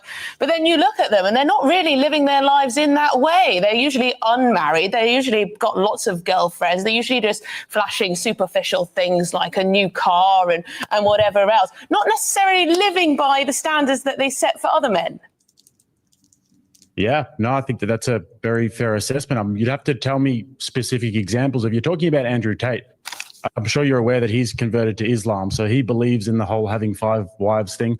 I don't believe in that. But I think the more important issue here that our other guest, I'm so sorry I forgot your name, but just Emma. raised is the fact that is that you guys have like a lot of mass migration happening, which is a big problem. And this is something that's not new, guys. Tommy Robinson was talking about this over a decade ago when he was saying that there are grooming gangs grooming young women. Now watch. You see the director cut that. Yeah. Watch this. Good on him because this has been going on. TR has been saying this since 2011. He's almost 2 decades. Almost 2 decades. He's freaking Voldemort. Yep. Like he's like, Yeah. don't Can't say his kill him. name. Yeah. Yep. And guys, so he had made a good point. He was at Oxford, and he was saying that if he was some more like upper crust and had a different accent and wasn't like a working class guy. Yep. The fact that he's a working class Englishman, you know, does blow. You are the scum of the earth to these people. Who's this? You are the scum of the earth to these people. I'll tell you, when you're So, working class in the UK. What did you say? Snowboard. Never mind. Just go on, please. No, but he should be a manager at a warehouse, going home and hanging out with his kids. But he's been doing this. But the fact that he's not a Ricky Gervais or I don't even know who else has that kind of upper crusty type. Well, I will say, AJ, just to stop you there. Ricky Gervais is actually working class. He's from Reading. Oh, yeah. Well, no, you mean he's not like Douglas Murray. Yes, That's exactly thank you. And he don't take it in the back door. Yeah. But if he had that to him more, I think that people would listen. That the media wouldn't be as hard on him. Because this is why Jordan Peterson really took off, because he was measured. He was very educated. He could articulate points really well. People had never seen those talking points coming from someone like him. And he grew up, and he's from the world of colleges and stuff too. The academia. Yeah. That helps a lot. That's basically what they're saying about Tommy Robinson. Well, he's not from academia, so how could he know a statistic? S44. Ireland has had it too, dude. Ireland has had it. And guys, we'll take a little pit stop in Ireland here in a second. But English towns, and the media and the police wanted nothing to do with it. Yeah, and there have been a number of inquiries into that now, and thankfully the problem is being addressed and much more spoken about in the mainstream, not least by our own Charlie Peters, who made a fantastic... Here you go, guys. Watch. Oops. In a 5-star hotel. Do you know who should be in those hotels? The veterans. The country that my parents escaped to is turning into the country that my parents escaped from. I'm so tired of people coming to this country and then being ungrateful. Either support the country you're living in or live in the country that you support. You should have been knighted in this country is Tommy Robinson, not Sadiq Khan. The left. They are the real neo-Nazis. Do you think Islam is compatible with the West at all? They keep importing people who have never even come close to civilized society. 32 months for kidnapping a child. Guess who also got the same sentence? Lucy Connolly. Yep, that's true. There we go. Yep. There's no denying that there is an attack on white people or the founders of Black Lives Matter. They're all living in mansions. It had nothing to do with Black lives, because if they really cared about Black lives, they will tackle knife crime, drug crime, black and black crime. If you pronounce someone's name wrong, there's a problem. If a young girl wears a Union Jack dress to Multicultural Day, she's getting kicked out of school. That's so crazy. And in the same breath, we talk about equality. What suffering do you think comes with mass migration? Guys, this chick here, hold on, where's her page here? Look at this. Why are these? Look, Katie Hopkins is kind of cool too. She's hilarious. She's pretty cool. My favorite Katie Hopkins thing is when she gained 37 pounds just to lose it and show she can do it. Yeah. Not only that, she had like a like a stroke or something to the equivalent of that, and she had to like relearn how to walk again, how to talk and stuff. She's no joke. She had like something serious happen to her. And she was like in the military too, I think. I like the fact that this girl, she brought up Black Lives Matter in the UK, because I was like, what does this got to do with anything? They had a BLM march in Lagos, Nigeria. And it's like, God. And it's like Why? AJ, when that happened, right? Forgive me if I'm wrong, but I'm pretty sure I heard this, right? The only people to die by the police at that year, they're all white people. Yeah, every year more In the white people UK. get killed in the United States than black people. This was in the UK. It was only like 3 people, but they were all white. Yeah. Let's guys Like- watch. People that are always protesting against racism, like yourself, are always white. If racism was such a serious issue in this country, don't you think we would see more ethnic minorities here protesting? But we have white privilege. Stop. I can't take any more. I can't do this. I cannot do this any fucking more. I can't do it anymore. And so we need to recognise that. What can you do that I can't do? I'm not saying that I can. I suggest that obviously. But you said you have privilege. No, I say I recognise that I have white privilege, and I don't mean that in a negative, derogative way. It's like, what can you do that I can't? Because privilege means you have more doors open for you than me. Yeah. So what is it exactly? And I think that's true because I think we do have an underlying racism still in this country. So just hold on. No, I'm not having this. I'm not having this. No. So you think ethnic minorities don't have the privilege to come out and protest? Oh no, I absolutely agree, and I wish. So why they're there not were here? more. Because they're If I'm working. honest, I don't think we have an awful lot of minority groups in the village. Maybe it's because maybe they're not experiencing racism. Do you think that? Well, I'm sorry, but I part-time live with a black man who. Okay. Okay. Why are you telling us? So I'd ask you the question: do you experience racism? Well, I feel like reality is that this country promises equal opportunity, but not equal outcome. Hold on. Where's And it's so funny because I do feel that a lot. if you're a black chick, you can grift so hard right now just by saying the most obvious stuff like that. Like she's not saying anything groundbreaking whatsoever, and we're sitting here like she's baller. She's just saying like, But just here's the saying thing, like what Snowboard, is. Snowboard. Here's the thing. Once again, I don't think you really understand, dude. Like, all of the UK is basically like Washington State, where I come from, or even like people who get to know me now. They think that they can be like, yeah, you know how those white people are, right? White to me, assuming that that's an automatic. They are white, assuming that that's an automatic way to like break the ice is by crapping on white people. So then I don't agree, but because it's to the point where everyone looks at a black person and assumes that we can all just kumbaya by hating white people. It's stupid. What this chick's actually doing is throwing their whole their whole mind like paradigm off, because they would never think that a black person would be countering their narrative. Yeah. They think that all black people, all gay people, all Asians, all women are a monolith. So it's the bigotry of low expectation. Thank you. And they think that if you're black, that it's so bad that white people will call black people sellouts and coons and stuff if we vote conservative. White people. Wow. A white person's not supposed to be able to call me that C word. You know what I'm saying? Yeah. But they Or they Uncle say it all the Tom. time. Yes. Yeah. What she's doing. You're literally Uncle Ruckus to these Yeah. people. Watch. Refugees that you are defending right now actually don't believe in LGBTQ and trans and queer, and actually in their country, someone who's queer or trans will actually be hung. How do you feel that that's their mentality and you're defending them? As a queer trans person, I think both bad. But that doesn't mean that their rights should be taken away. They'll take your rights we away. need to be very aware Your right of to walk. Right to live. It's all a system of exploitation and oppression. Man, shut And we are all subject to this. Every single one of us. But if you was to be in, say, for example, Syria or Libya, you would be oppressed.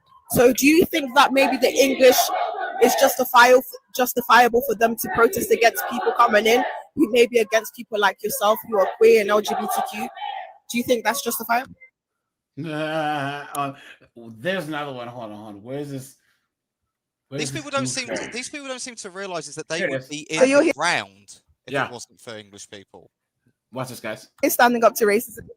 Yes, I'd say that's what we're doing. I think these people are far right. They are targeting people because of the countries they come from and because of the color of their skin. They're hateful bigots, and yeah, we're here to stand against them. So you said that they hate people because of the color of their skin. How come the people with different skin colors are not here?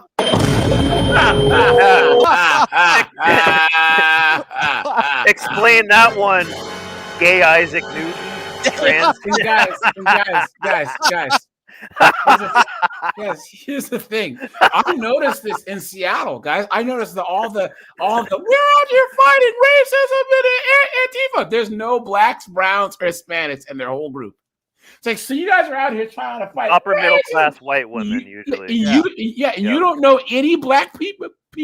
You don't know any Asians. Guys, Seattle's full of Asians. Where are the Asians at? Look at this.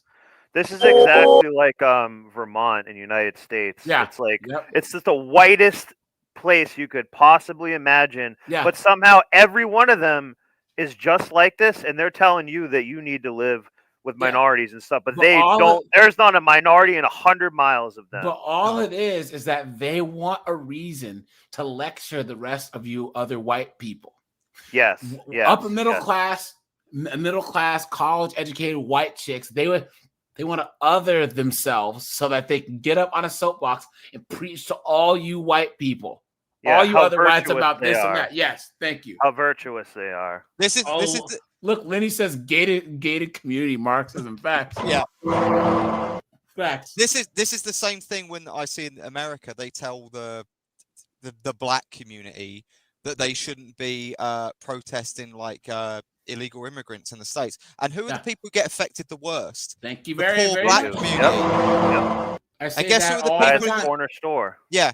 Guess who the people in the UK who get affected the most? The poor white community. That's true. Yeah, that's very true.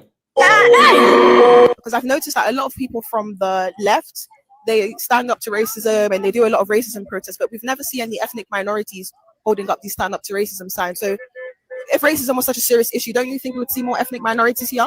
I'm not sure why that's the case. I like how she looks at the camera. Be nice. I think we have protests. I think maybe because racism is not that much of a serious issue in the country. I think the fact that these people Look exist at sort of demonstrates that it is side a eye. serious issue. Because And when you say these people, what do you mean? no, I mean these protesters that we can currently see right here. These. Do you genuinely think to time out of their day on a Sunday morning to protest over skin color? Do you think skin color is the main issue for them? Yes, I think it is. I think it's part. No. Now there's one where she's like, yeah, I think it's funny that the only people of color that I see are actually over there with the conservatives. Hold on. Do you know why this protest initially started? The EDL riots, basically. I beg your pardon. I beg your pardon. Oh, the EDL hasn't existed for the last 10 years. Yeah.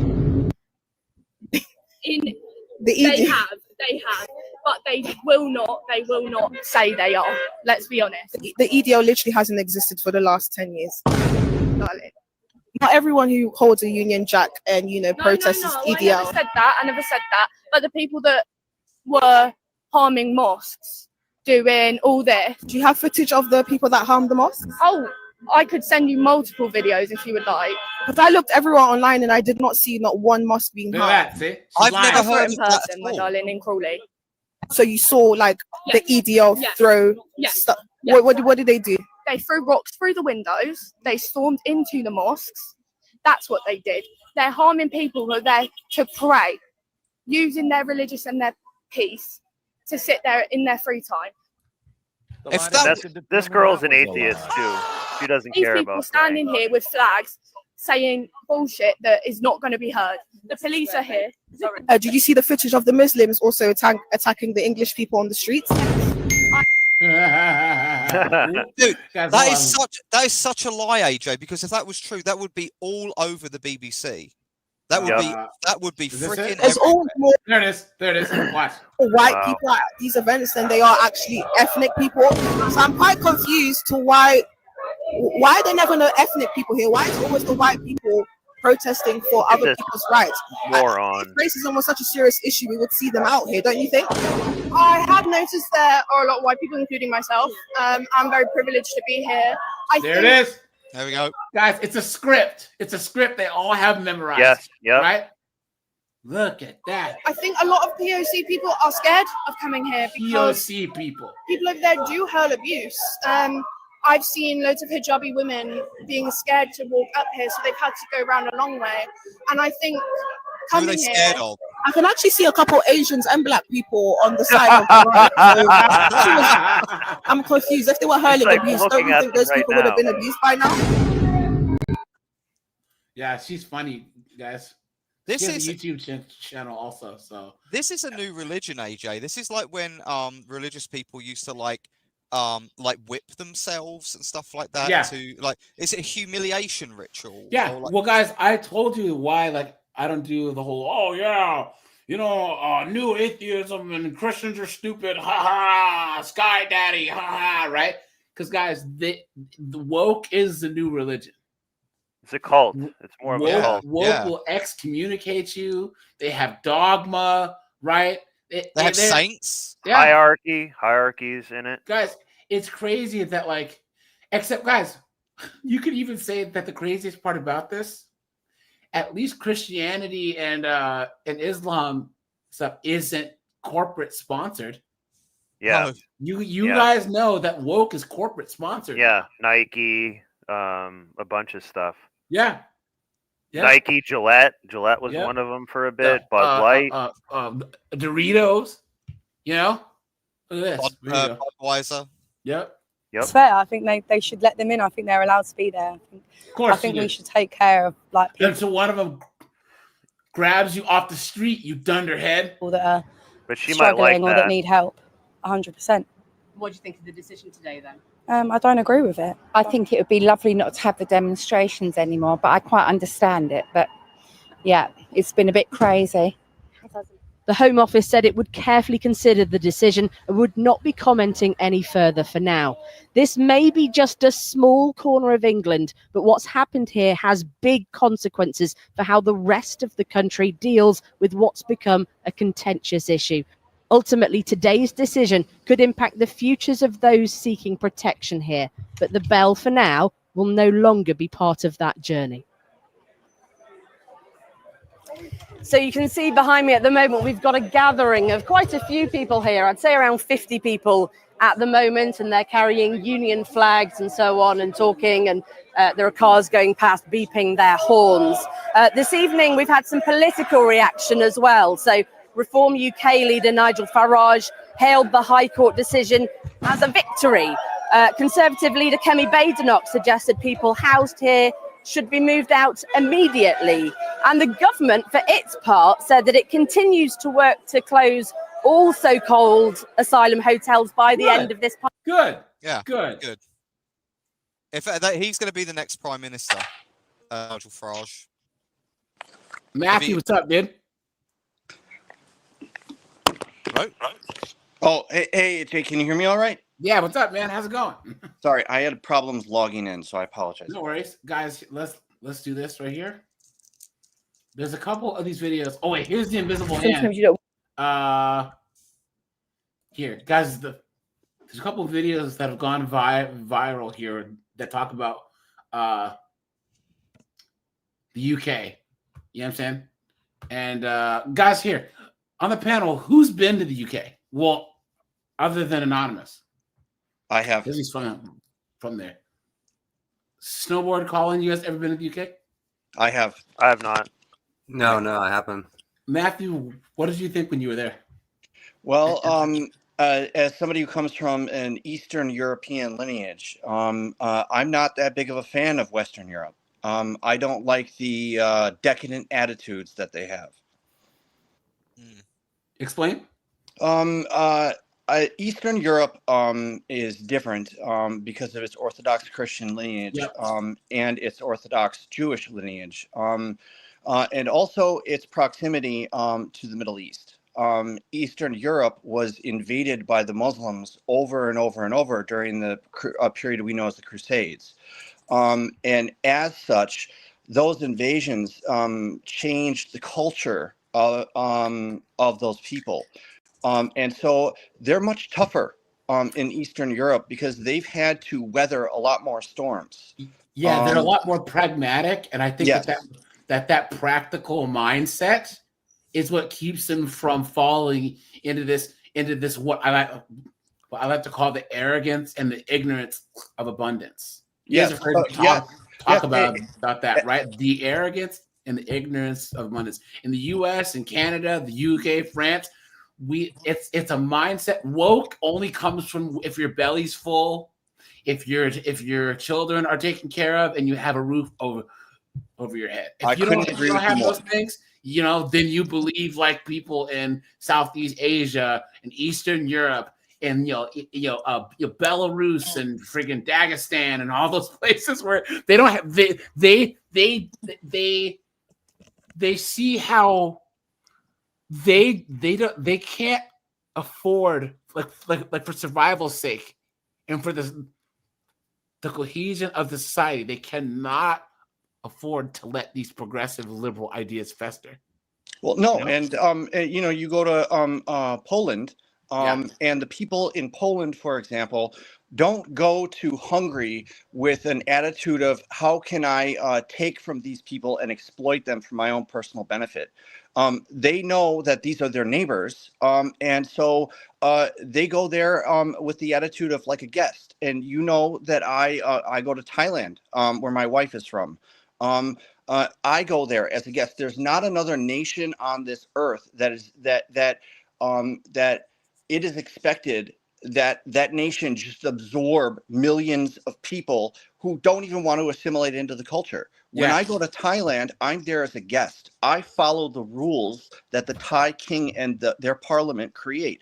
How is that not an expectation that every single other people who respect that country does not understand? Well, the thing that I don't understand, and I say this all the time, once again, the United States and Canada is actually different than the UK because, once again, guys, anyone can come here, get their citizenship, and be American. Guys, the English, that's their ethnic home. They're ethnically English. Right. Anonymous is an Englishman. He's great grandparents are English. They have the right to their cultural and national and ethnic sovereignty. And they should be allowed to take pride in that. Thank you. I didn't come to Canada to make waves or change anything like extremely or anything. I'm here just to get along. And in the same way that like white people in the US have white guilt, it's like the UK has white guilt and colonial guilt where they just want to like prostrate themselves on a bed of nails and let friggin' Pakistanis tap dance on them on the nails. It makes no sense. Why? Because and it's so funny because once there's this double standard because the countries in Asia are not held to the same standard. The Japanese are the most xenophobic group of people on planet Earth. Their country's dying off, and they still don't let immigrants in. They still won't do it. Yeah, they would rather let their I don't see anyone criticizing them, the Taiwanese, the Thais, the Laotians, the Malaysians. Yet why is it the French, the UK, Ireland, all these places are expected to just open their borders and let these thunderheads in? It makes no sense. Well, I can tell you why. Right? It's like the Japanese. Cooking. I'll be back. Yeah, the Japanese government, they're on the same wavelength as their citizens. And the problem is in Western Europe, they're all a bunch of like rich globalist. They think that again, it's to me, I think it's like the Babel Tower story where they think they can build some sort of utopia. They think that is like within our grasp. If we just stop all of these racists, we just stop people being different. Sometimes I think they think that it's very upper class white people because they're already in a position of wealth and they're not going to live around these other people. No. So sometimes it's from a good intention, but all the people on the lower class, they're like, you know, we don't want to deal with this. We have it's like I said about Vermont. It's like you're not living around them, so you don't get to dictate to, like, if you're going to live next door to one and you deal with it, then that's putting your money where your mouth is. But that's not what's happening at all. An even better example of what you're speaking to in Vermont, what you're really talking about is called NIMBY, which is not in my backyard. Yeah, right. not in my backyard. Yeah. And an even better example of this is like when you go to California and you have these people that will vote in all of these policies that allow illegal immigrants to come in and set up residences and access all of these benefits for Americans, and then they retreat back into their excluded gated community, where where they're protected by working class guys, and it keeps the riffraff out. But that's not what regular Americans. That's not something that they can afford. And this attitude of ultra wealth and ultra privilege, it's the one thing that sets me off more than anything. Yeah, here's the thing, Matthew. Isn't it funny that the Democrats claim, oh, the Republicans are all bought by billionaires, as Knucklehead Harris is on stage with Oprah and friggin' Bill Gates and all these billionaires. There's not a Democrat that is in office right now that does not come from extreme wealth and extreme privilege. AOC, who claims to be from Brooklyn, grew up in a very elitist, a very white, a very wealthy portion of New York, and she tries to play it off that she's from this working class neighborhood. No, she's not. No, she's not. And she was saying she was Indian through most of her life, and then she switched to black suddenly. Yeah. Hey, Matthew, Elizabeth Warren is like the same thing. Yeah. Where's your family from, Matthew? You said Eastern Europe. Where, like, was it Georgia? Romania? Hungary. Okay. Hungary. So here's the thing, guys. If you ever talk to, all right, you guys remember the whole Conor McGregor Khabib fight? Why that was such a big deal is that Conor was talking all that mess. And guys, in Dagestan and stuff, you don't disrespect people. You know what I'm saying? Guys, in communities your honor like, is worth that, more than thank money. you very much. You don't talk about abuse of mother. You don't talk about his religion. Guys, a Chechnyan guy or Armenian guy, Hungarian, they'll just fight you. Like, if you want to fight, go ahead. Look, you want to go fight? Fine. We'll go, especially if it's a martial art or they'll just fight you. They will fight you hard no matter what. The whole talking mess thing doesn't fly, right?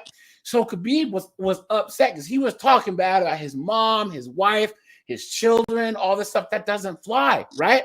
And it's crazy because people like Dagestan and Chechnya and Armenia and stuff.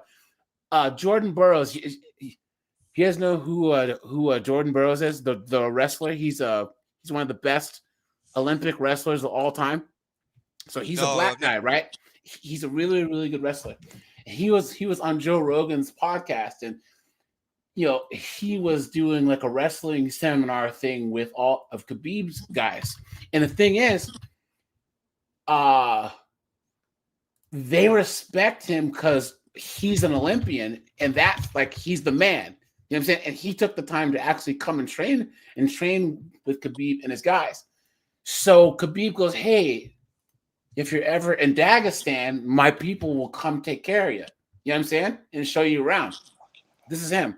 So he had to do like a seminar in Dagestan.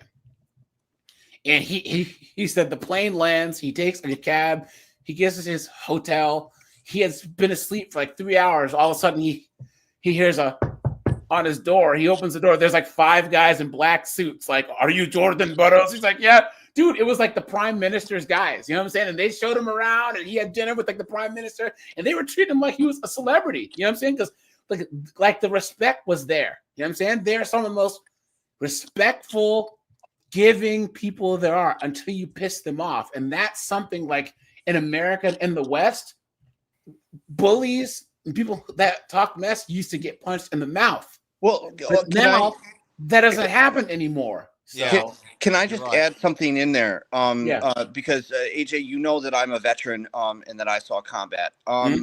There's something about human nature, where we've gotten away from what made us strong and what made us the dominant species in our environment. You know that I work with tigers. That's not a secret either.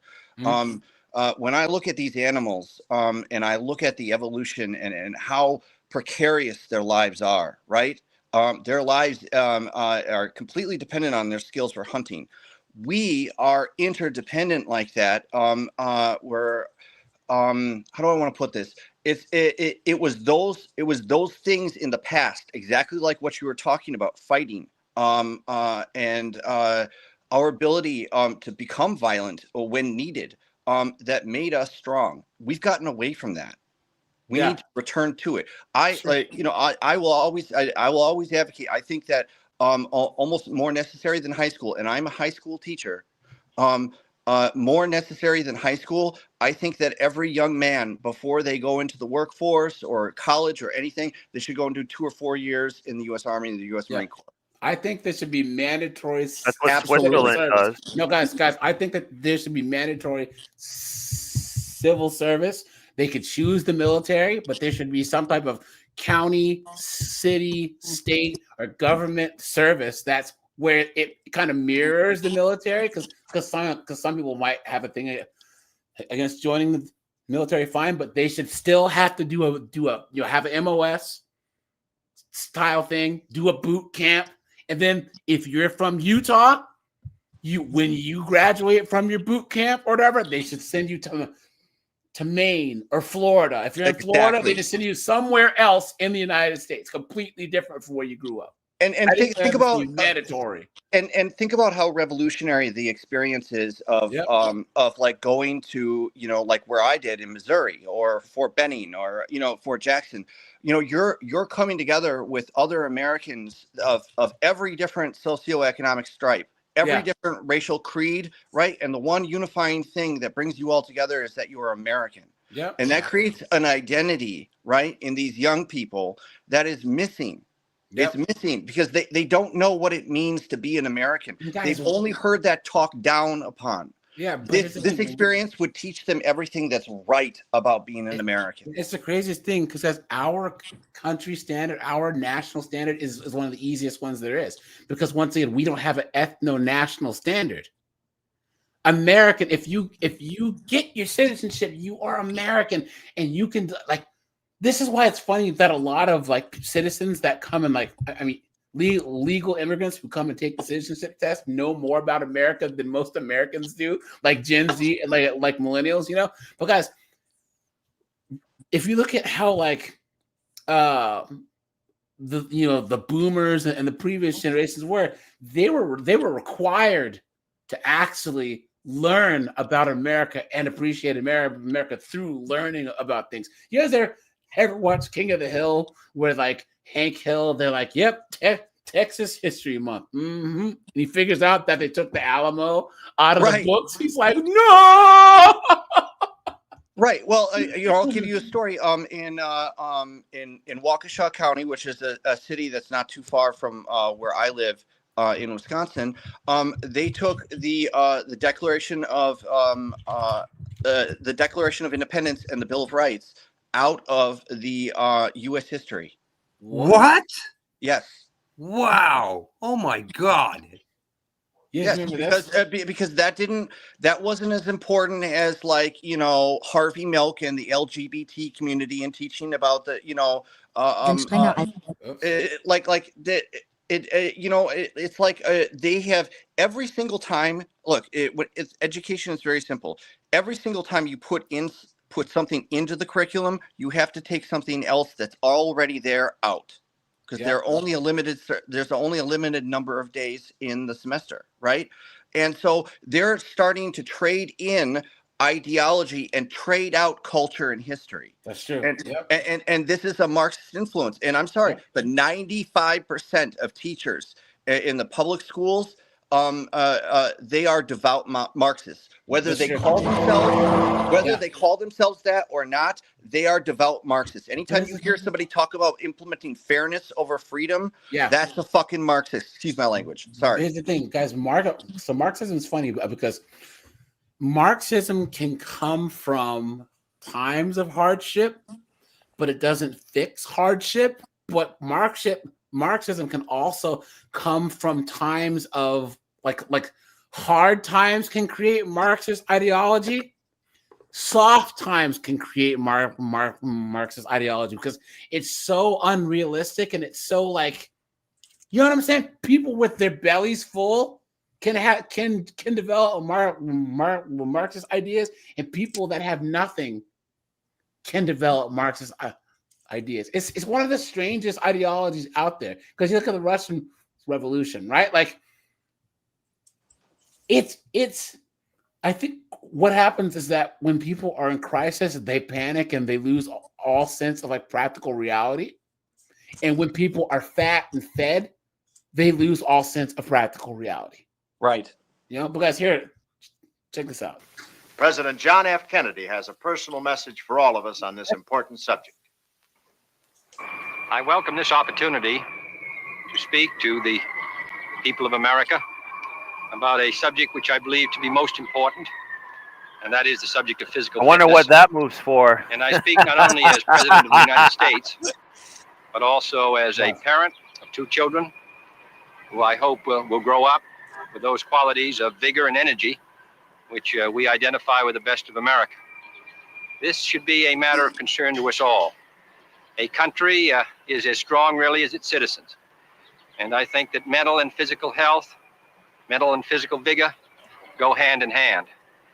I hope that we will not find a day in the United States when all of us are spectators except for a few who are out on the field. What does that sound like today, right guys? Right? Right.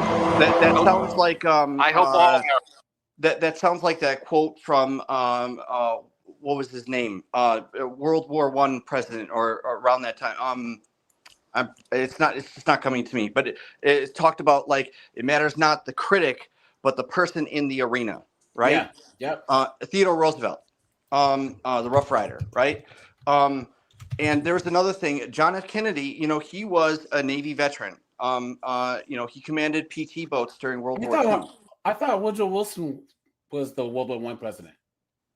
Yes, yeah, but Theodore Roosevelt was like it was around that time, right? Sorry, you're right. Sorry. But you know, John F. Kennedy, his most famous quote was, "Ask not what your country can do for you. Ask what you can do for your country." Yeah, you know, he might have been a Democrat and come from a very plush, privileged upbringing, but he was a fervent American, and you cannot say the same thing about the Democrats today that you could even 30 years ago.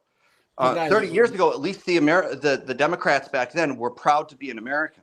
They're not. The Democrats are like Labour. Like the Democrats. Yeah, union jobs and stuff. Horrendous. Like I can't stand them.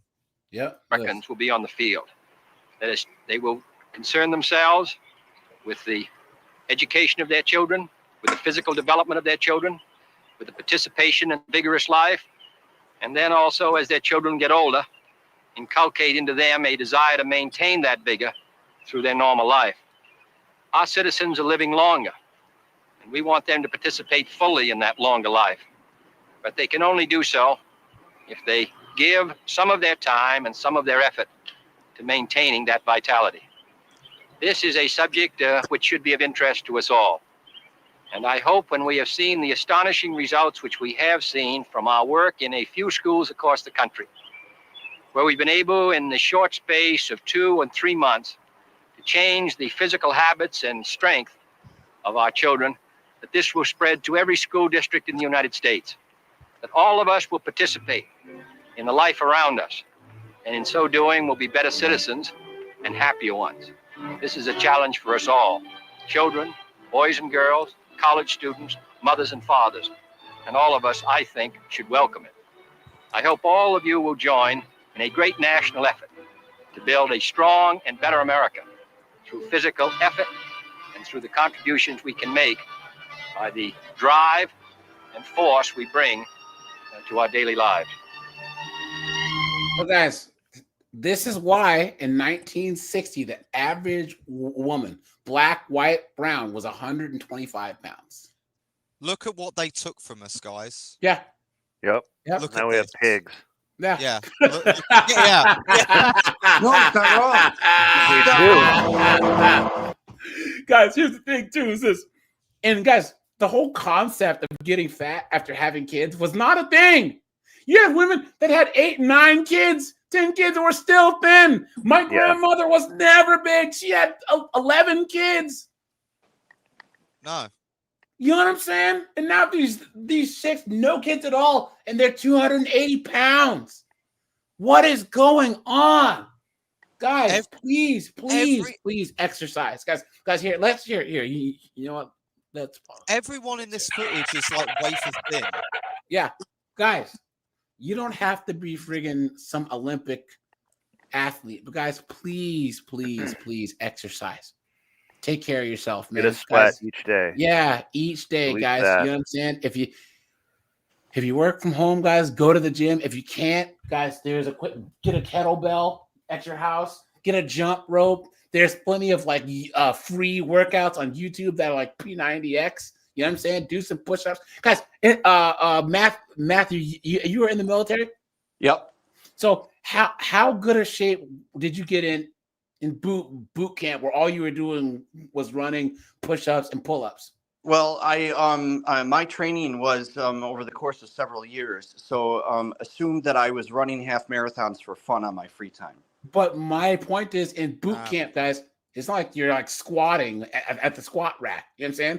Guys will get in shape just doing push-ups, pull-ups, and running and sit-ups. Guys, you don't have to do much to get in shape and stay in shape. You know, This is not hard. And Even the some fact yard work. guys, Like the average guy can't shovel more than like 2 minutes of time. They're cooked. guys, the average guy can't fight for more than 45 seconds and then he's cooked. The average guy can't run more than 100 meters and he's cooked. Listen, guys. Do a physical job. Listen. Like that's all this sitting around an office. Terrible. Myron Gaines is these other fitness guys are talking to body positive dudes. I've never heard of dudes being bossy. Guys, you know what? In the next after hours, we'll go over this because Jubilee likes to copyright people. Yeah, guys. So, isn't that funny? Jubilee copyright. Whatever. I like being big. I'm a model. I'm big at please. You've been had. You've been took. You've been hoodwinked. Bamboozled. Led astray. Run amok. Guys, there's nothing more pathetic than a lazy freaking dude, man. The only model that person is a model of what not to do. Yeah. You can learn a lot from an idiot. Well, hey guys, you know he's a perfect Santa Claus. You know what I'm saying? That's a model. But guys, here this is from The Invisible Hand, and they had a good one about like the UK. So watch like a couple minutes of this, guys. Make sure to hit the like button, hit the subscribe button, guys. Hit the super chat button. Thanks all you guys who support. Guys, I will be live at 4 p.m. tomorrow, guys. Guys, we're gonna look at some single moms crashing out because you know it's hilarious. Nice. Here we go. This is London. It's the capital city of the United Kingdom and one of the richest cities in the world, with an economy worth more than $500 billion. Meaning that if it were a country, it would have the 26th largest economy in the world, roughly the same size as Norway's. And for nearly 2 centuries, both in Britain and Europe, it's been a hub for high-value services like finance, offering some of the highest wages in the region. But behind its displays of vast wealth lies a very different picture. In 2023, London's councils estimated that more than 1 in 50 people in the city are homeless. This is a figure which has risen by more than 50% in just 10 years. Damn. Which means Britain now has by far the highest level of homelessness in the developed world. All this while real wages, that is what people take home after accounting for inflation, have remained flat for over 15 years. This means people are being paid roughly the same as they were in 2008. Look at that, guys. Look at that. There we go. could it be letting all these migrants in and everything around then? Yeah. Right? Could have done something there, right? While the prices of almost all Yep. goods and services have increased, and essentials like housing have skyrocketed. It's therefore no wonder that people are beginning to leave the UK at an unprecedented rate. There you go. Oh, well, guys, the rich aren't going anywhere. Yes, they are. And that's what that what's his name? Mom Kami in New York. Yeah. Mohammed Kami or whatever his name is, right? Guys, the rich are going to leave New York. They're going to leave New York and they're going to go to Chicago. Hell, they might even go to Newark. They could go to Tallahassee. They can go, guys. Do you know how many cities are chomping at the bit? Just like how Sony and all these studios are leaving Hollywood to go to Vegas. Guys, there's towns right now that are just like with San Francisco and San Mateo. Oh, well, we're going to try and charge all these tech companies, blah, blah, blah. Austin said, all right, bet. You guys want to come here? We'll give you tax rates out the wazang. That's like Atlanta and all the rest of the film studios there. Well, it's just it's just like the people leaving out of California and going to Texas. Yep. Yeah. And that's just everyday Americans who are just tired of the regulation. Yep. So, but yeah, guys, Sunday is AI. Guys, we're going to talk about AI, and it's the 17K special, guys. So that'll be on Sunday, guys. Once again, thanks for 17K. I appreciate that. A junior professional could earn more than double in New York compared to London, Look at with that! the cost of living only around 1/3 higher. Because of this, every year, more and more of Britain's young, skilled workers leave the country for a better life elsewhere, particularly from Britain's famed National Health Service, which is facing a potential exodus of doctors and nurses due to poor pay, overwork, and deteriorating working conditions. Anonymous, your camera's on, buddy. Turn your camera off, and I'll let you back up because you got kicked off. So, hey, AJ, I gotta take off. You guys have a great night, okay? All right, buddy. Thanks for calling in, pal. Thanks, Dad. Guys, imagine being a doctor and being so poorly paid you have to leave. That's insane. Dude, the NHS is like used to be a great institution. It's now one of the worst institutions I've ever seen. I'm actually pro like private. Yeah. Now, as long as it's not like this is the problem with the US one where it's like the crony capitalism. Yeah. Comes in where it's like it's just like to the extreme. To even get an MRI is like $2,000 just for them. This is take insane. A Yeah. And then on the flip side, so the number one provider of healthcare is businesses. So if you're a small business and you have X amount of employees, one of your highest costs is going to be healthcare, which sucks. Yeah. So small businesses get creamed. Especially in a blue collar industry, it's really high. Yep, it's true. People flooding out of the UK is perhaps a good metaphor for the current state of the British economy. And ironically, more people from outside the UK are immigrating to work in Britain each year than ever before. That's why I said the other day that insurance is almost another branch of government. Yeah. In a sense, it's become that in the United States. I'm sure in other countries too, but United States insurance influences everything. Well, they lobby. Some people won't actually start their own business and stuff with saying, well, I can't afford insurance. So many people just stay at a job just because of insurance. Insurance really limits a lot of people in a lot of ways to just take. If you're an entrepreneur, insurance is like one of the biggest obstacles you're always going to be coming up against, no matter what you're doing. And that's why, guys, so like if you had snowboards construction business and you hired illegals who that don't really ask for anything other than a check. There we go. Yeah. It's not just that you're paying the illegals less, you aren't paying healthcare costs either. Whereas Anonymous, he's trying to do it the right way, and he's getting cooked.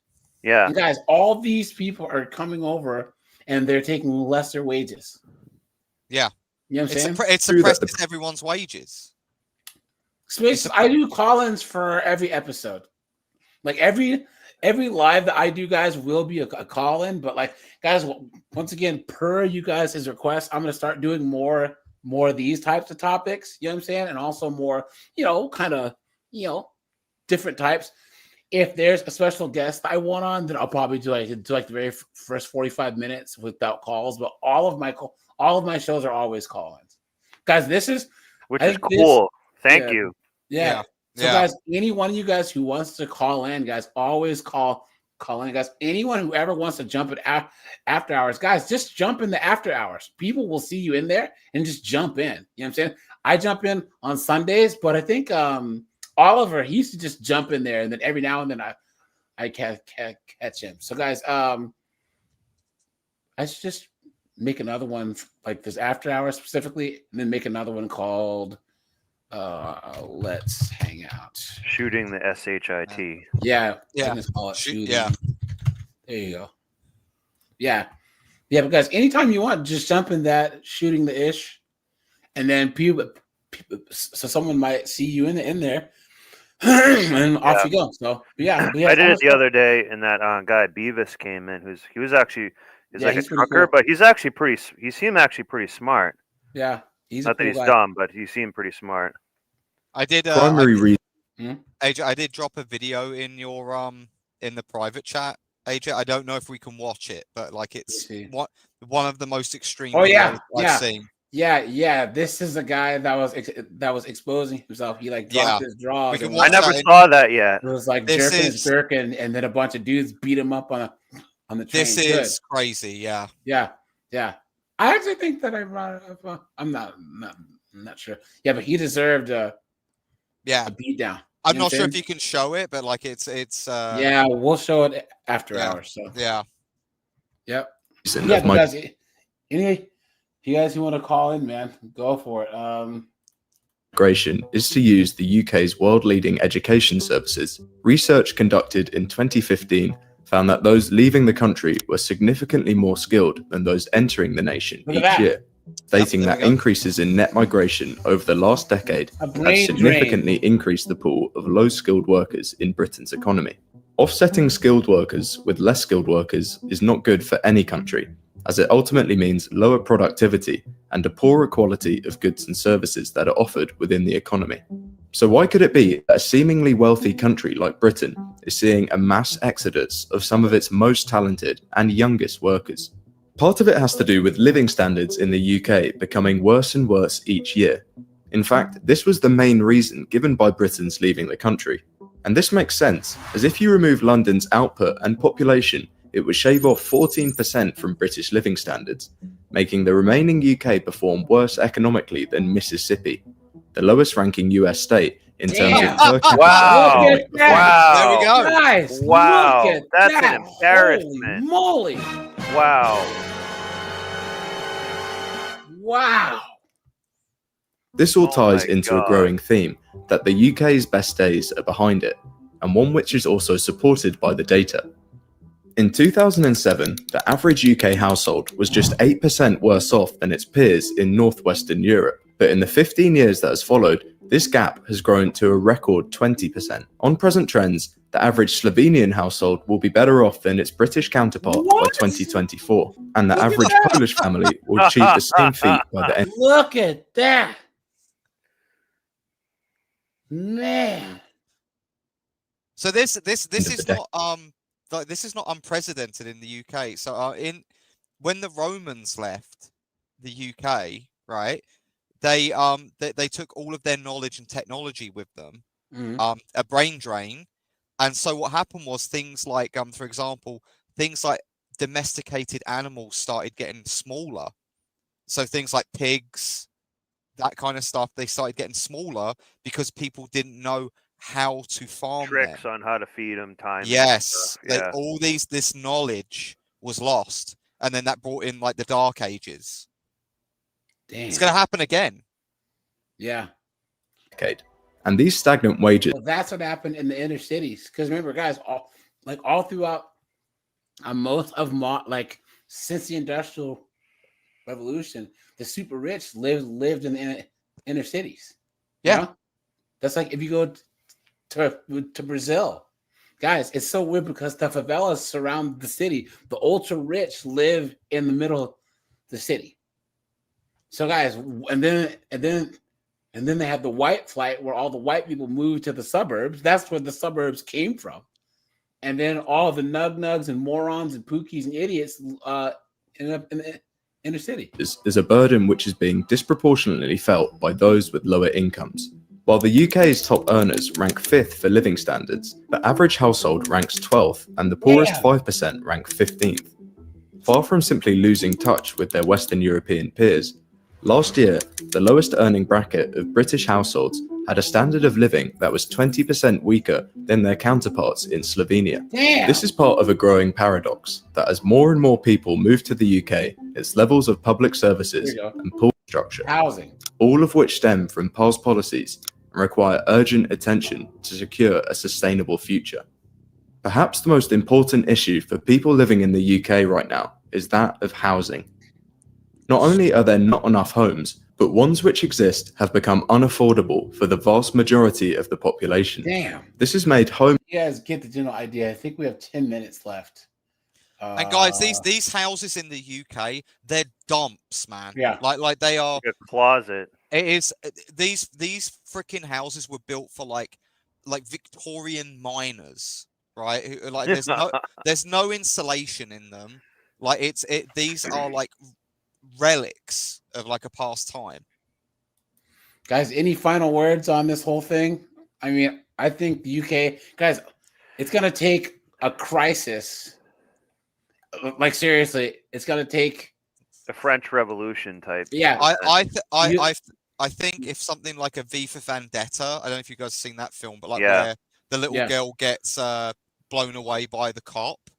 If something like that happens this will kick off. That will be the spark to like get the dynamite. It's already that bad. Like yeah. All it's gonna take is one. They need like a white 7-year-old George Floyd girl. Yeah. Like, and have a George Floyd style reaction, but positive, where they're just rioting all the time and really calculated. But that's the thing. If it's not someone who had one of these people who are not from there, it's if a government employee does it. This is the thing. If someone's like an illegal immigrant, it doesn't seem to gain traction. Yeah. But if it's like someone who was a cop who was supposed to be a protector, then it's going to start getting get bad. What's going to happen is just like in LA where like the people's houses were actually burning down. What's going to happen is they're going to bring in so many migrants that the rich and powerful won't be able to protect themselves anymore. Yeah. And it's and you know what, it could even be like Nigel Farage who's like I really like him, but he's kind of like the UK Orange Man. Look at this. Yeah. Watch. Now, city councilors are preparing for another big vote next week. They're considering changing the traffic code to essentially ban panhandling from the median. Their reasoning, 2 deadly wrecks within the past 3 years. Tonight, we're listening to housing experts who tell us they have some concerns if this ordinance does pass. It's always been a First Amendment right to stand next to or hold up signs next to traffic under the right conditions. I'm 2 News reporter Samson Tamajani. Next week, Tulsa elected leaders will vote whether to add a new condition to that list. We all agree that cars are really unsafe and that our infrastructure is not pedestrian friendly by and large, right? After a long discussion in Wednesday's commission meeting, the Tulsa City Council is poised for an August 27th vote on standing on medians and sidewalks. The revised traffic code would make it illegal to stop and stand on narrow medians like this one anywhere with the speed limit higher than 25 miles per hour. This after the council voted last year to require reflector vests worn by folks doing just that. It could be dangerous. It has been dangerous a couple times. Keep our homeless safe. Give them a vest. Don't actually help them. Just, oh my God! Look at that. I'll be honest. I don't really mind the idea of banning them from those skinny medians because I hate driving up next to it. Yeah, I don't like the idea of it limiting it from a free speech perspective. They're but banned for kind of an annoyance. I think. Yeah. They're just outright banned where I live, like on my side of in my part of the city, where they're just because too many people have died. Yeah. So all right, guys, here we go. On January 1st. Let's do this, guys. We haven't watched the body cam in a while, so let's do this, guys. XL Karen. Yeah. Do you think that means extra lovely or extra large? Look at this. 2023. Police conducted a traffic stop on a vehicle that had a colored license plate light.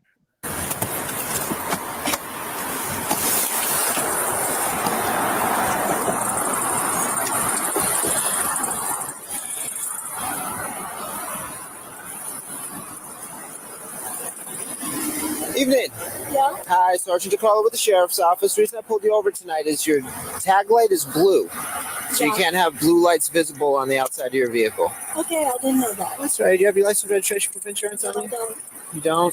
Did you forget How to do they that? not So- have this stuff every time? Every time. Okay, do you mind? Maybe it fell into one of those burgers she was eating. What I'm saying is it that difficult to just have your like paperwork with you and stuff? Like, Yeah. just You need to check their literally phones. tape it to your dash or something so you can't lose it. Like tape it to one of every your chick never has it.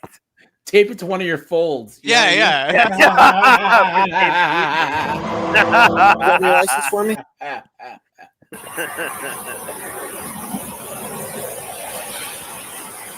Is the car registered to you? Yes, you said? Okay. Thank you. And your license is valid, correct?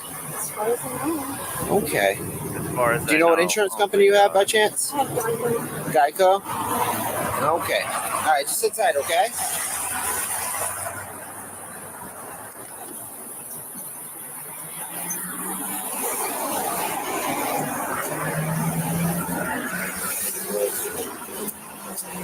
She's acting kind of weird.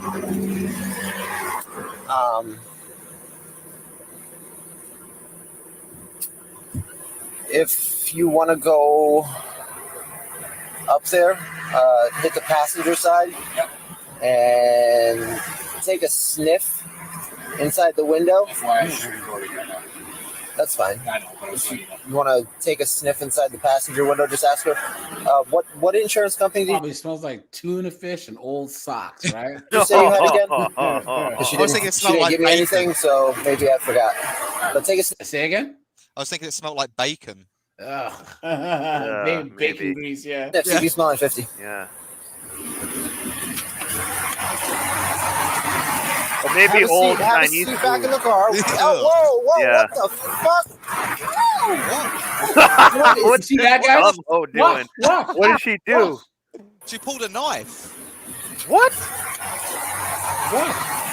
Have a seat back in the car. Oh, whoa, what the fuck? Look. Dude, she has a knife in her hand. Look at that. Look at that. It's time. What is happening? What are you doing? Put your hands behind your back. That was so stupid. Why would you think it's a good idea to pull a knife? Look at the size of these arms. Guys, look at this. Look at those arms, man. It's like Popeye.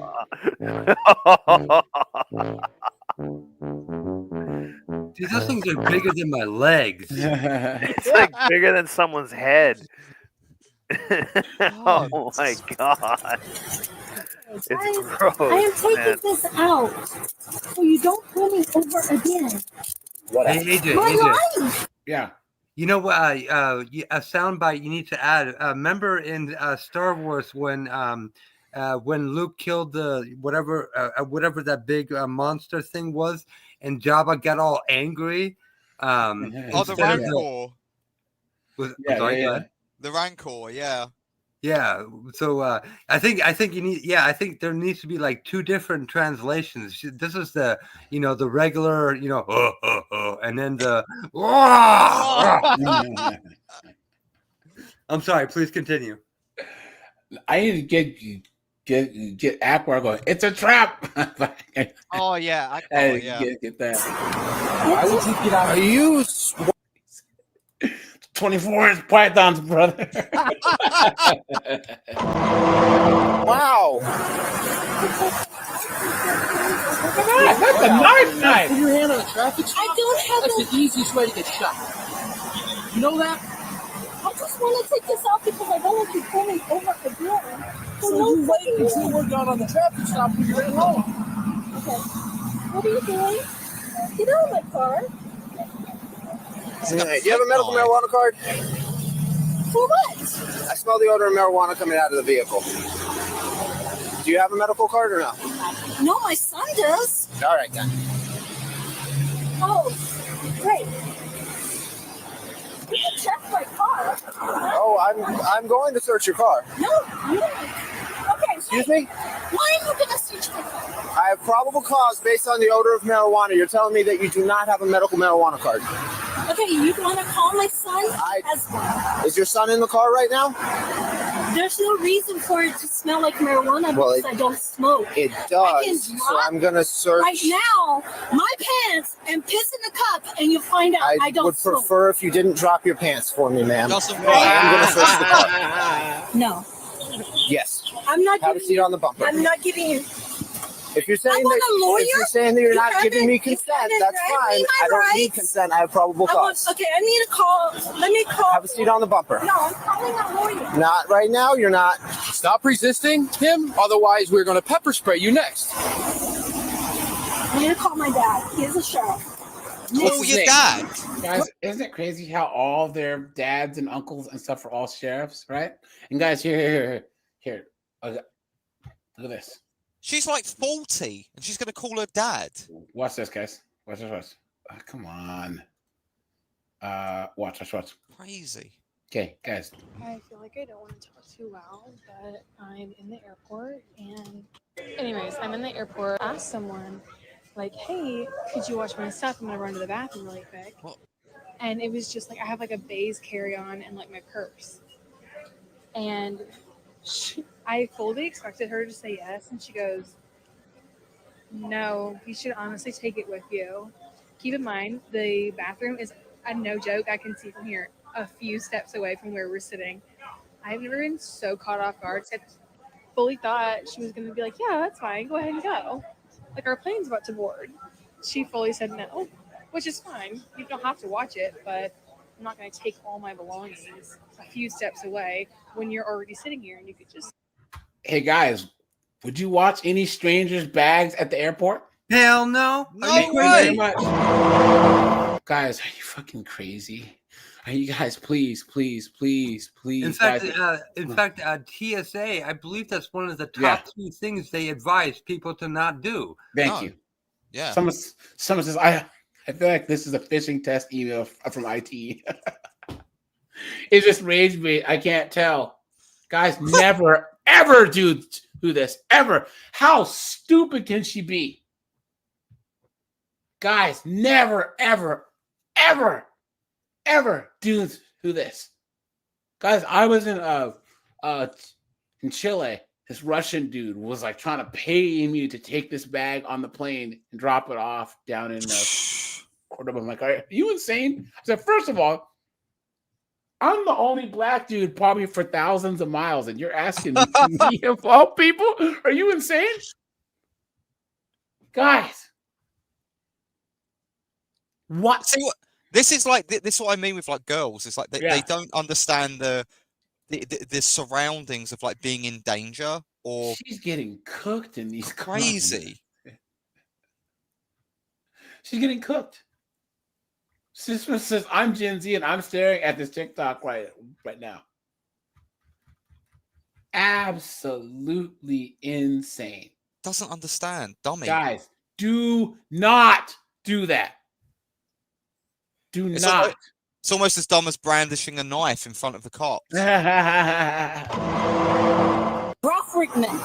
I need to call him now. I need to call a lawyer or somebody because you guys have improper cause, okay? Nope. I need to take this light out of my car since obviously you pulled me over and there's thousands of people that don't even have a front headlight and you're going to pull me over for a blue light. Mm-hmm.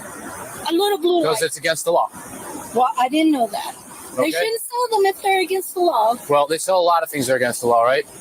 Okay, and Only reason gap in her tooth? Yeah. Because it didn't have a light. I was gonna say fit a quarter in there. She drives a Sentra also. Ghetto mobile. Oh, what do you find?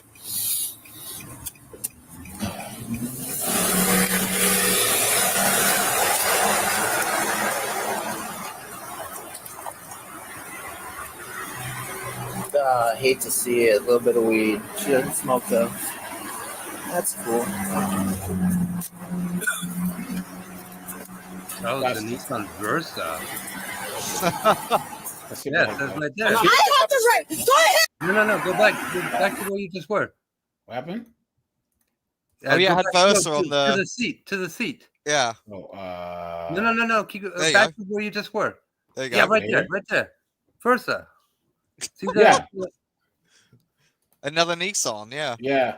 Another ghetto movie. Back her up over How ghetto are you if you can't even afford an Altima, right? there. You're Right here. Listen. You're not going to stand behind me. Yeah, let's go. We're going to walk back this way. If you resist them, I Okay, will then pepper I'll spray stand you. over here. Would you stop? Stop for a No, second. You're gonna- I want to see. No, Hi. I have the right. Go ahead. You Hey, let's go, guys champ. You're Pepper gonna spray, let's go. in my car, and then you're gonna say I had something. You guys are dirty cops. Yeah, right. You're gonna put some shit in my car and say I had it. Don't touch me. Don't fucking touch me. You guys are gonna put something in my car and say I had something. No. So you're going to Quit touching me. It's open. There you go. Have a seat in the car. Okay, you guys are gonna no. Have a seat in the car. I I hope that you reinforce the suspension. have right. Car. Sit in the car. I'm going to tell you I have rights. Is she missing a tooth? Yeah, she's like Is that a- Cletus. I thought it was a gap, but I think Okay, you guys are putting stuff in my car, and you're gonna say that I have it. Give me my fucking Have a seat in the car. Go. Can she fit? motherfuckers. I have. all right, guys, here we'll end with this. Look at this. Don't these girls realize that there's like body cams? No, they don't care. Wait. Yeah, all these bras, you can have them on audio and video recording. You know that proves one thing, and they'll stand 10 toes down and say, "No, that didn't happen. No, That wasn't me. It wasn't me. Whoa! Hold on. Look at this, guys. Hold on. A couple things here. Hold on. Guys, I would say wokey wokes are the most racist people there are. Guys, look. White liberal panics after her racist sign protesting Winsome Sears attracts negative attention. Look. Hey, Winsome, if trans cannot use your bathroom, then blacks can't use the water fountain. Look at that, guys. God. Look at that, guys. Look at that, right? Look at that.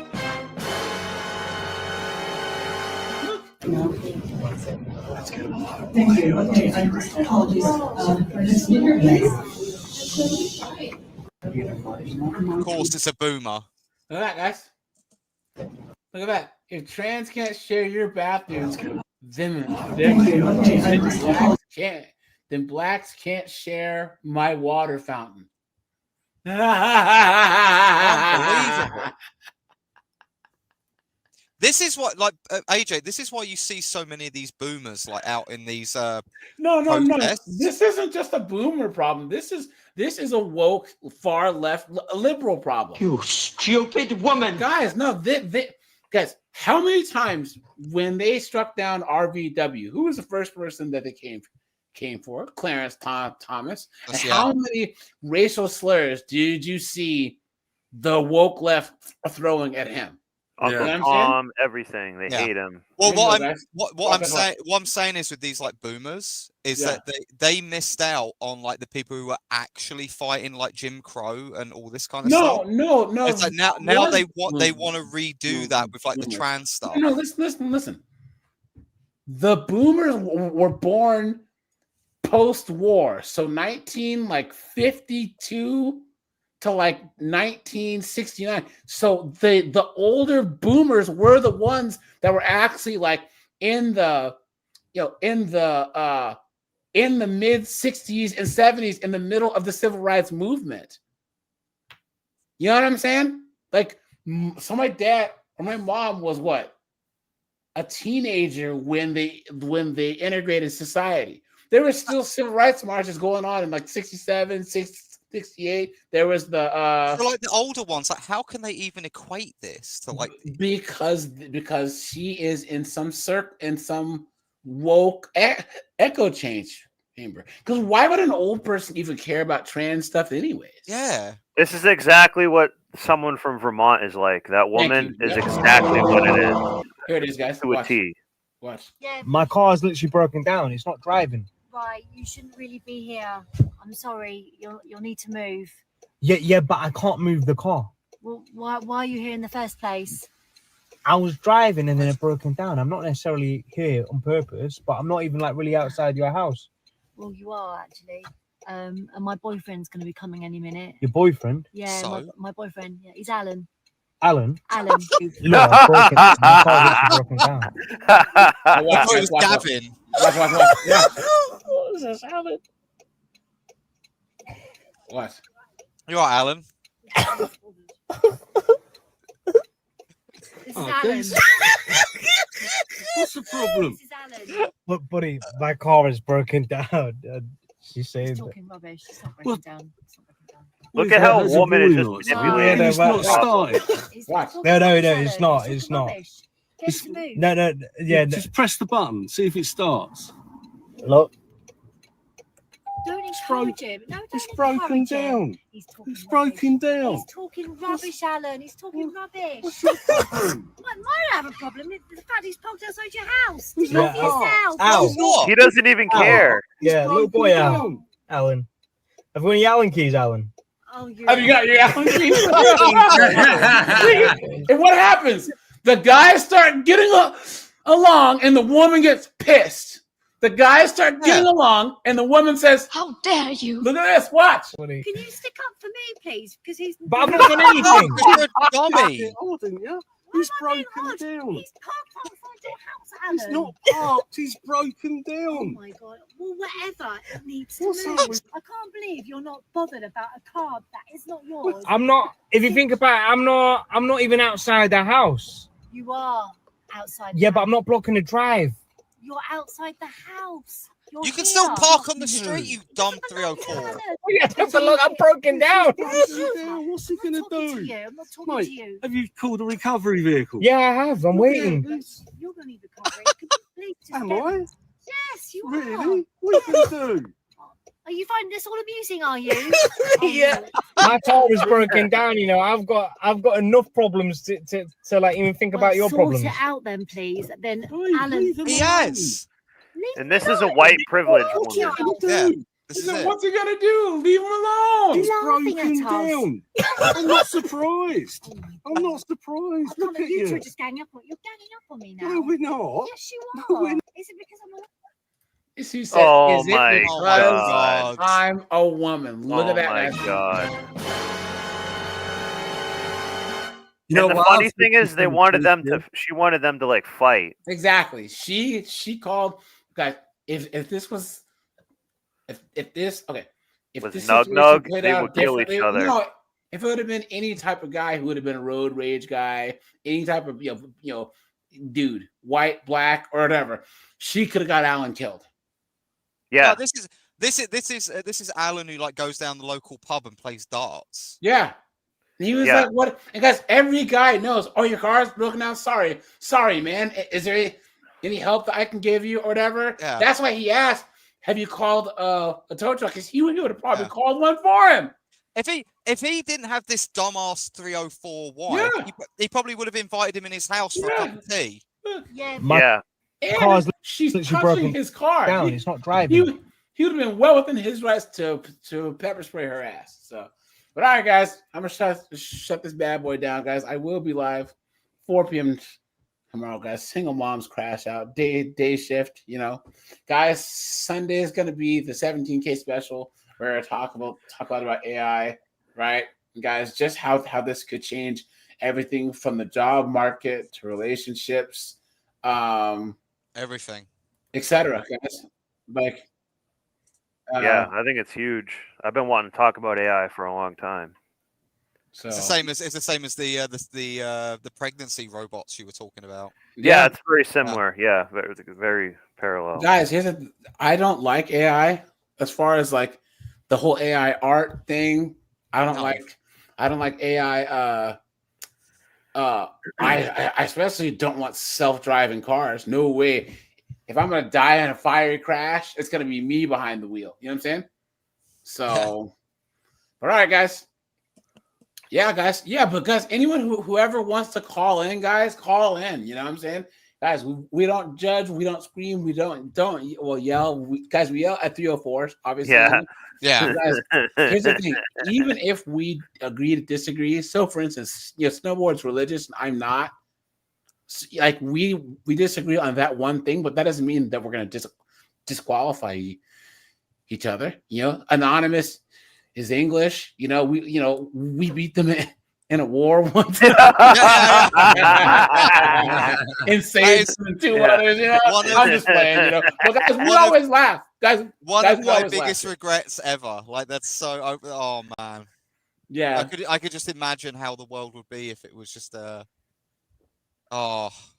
Yeah. Or if the French had done the Louisiana Purchase, morons. Oh. Right? All right, guys. I appreciate you guys. Catch you guys in the next one. Take it easy, guys. All right, thanks, Thanks, guys. AJ. Bye. Yeah.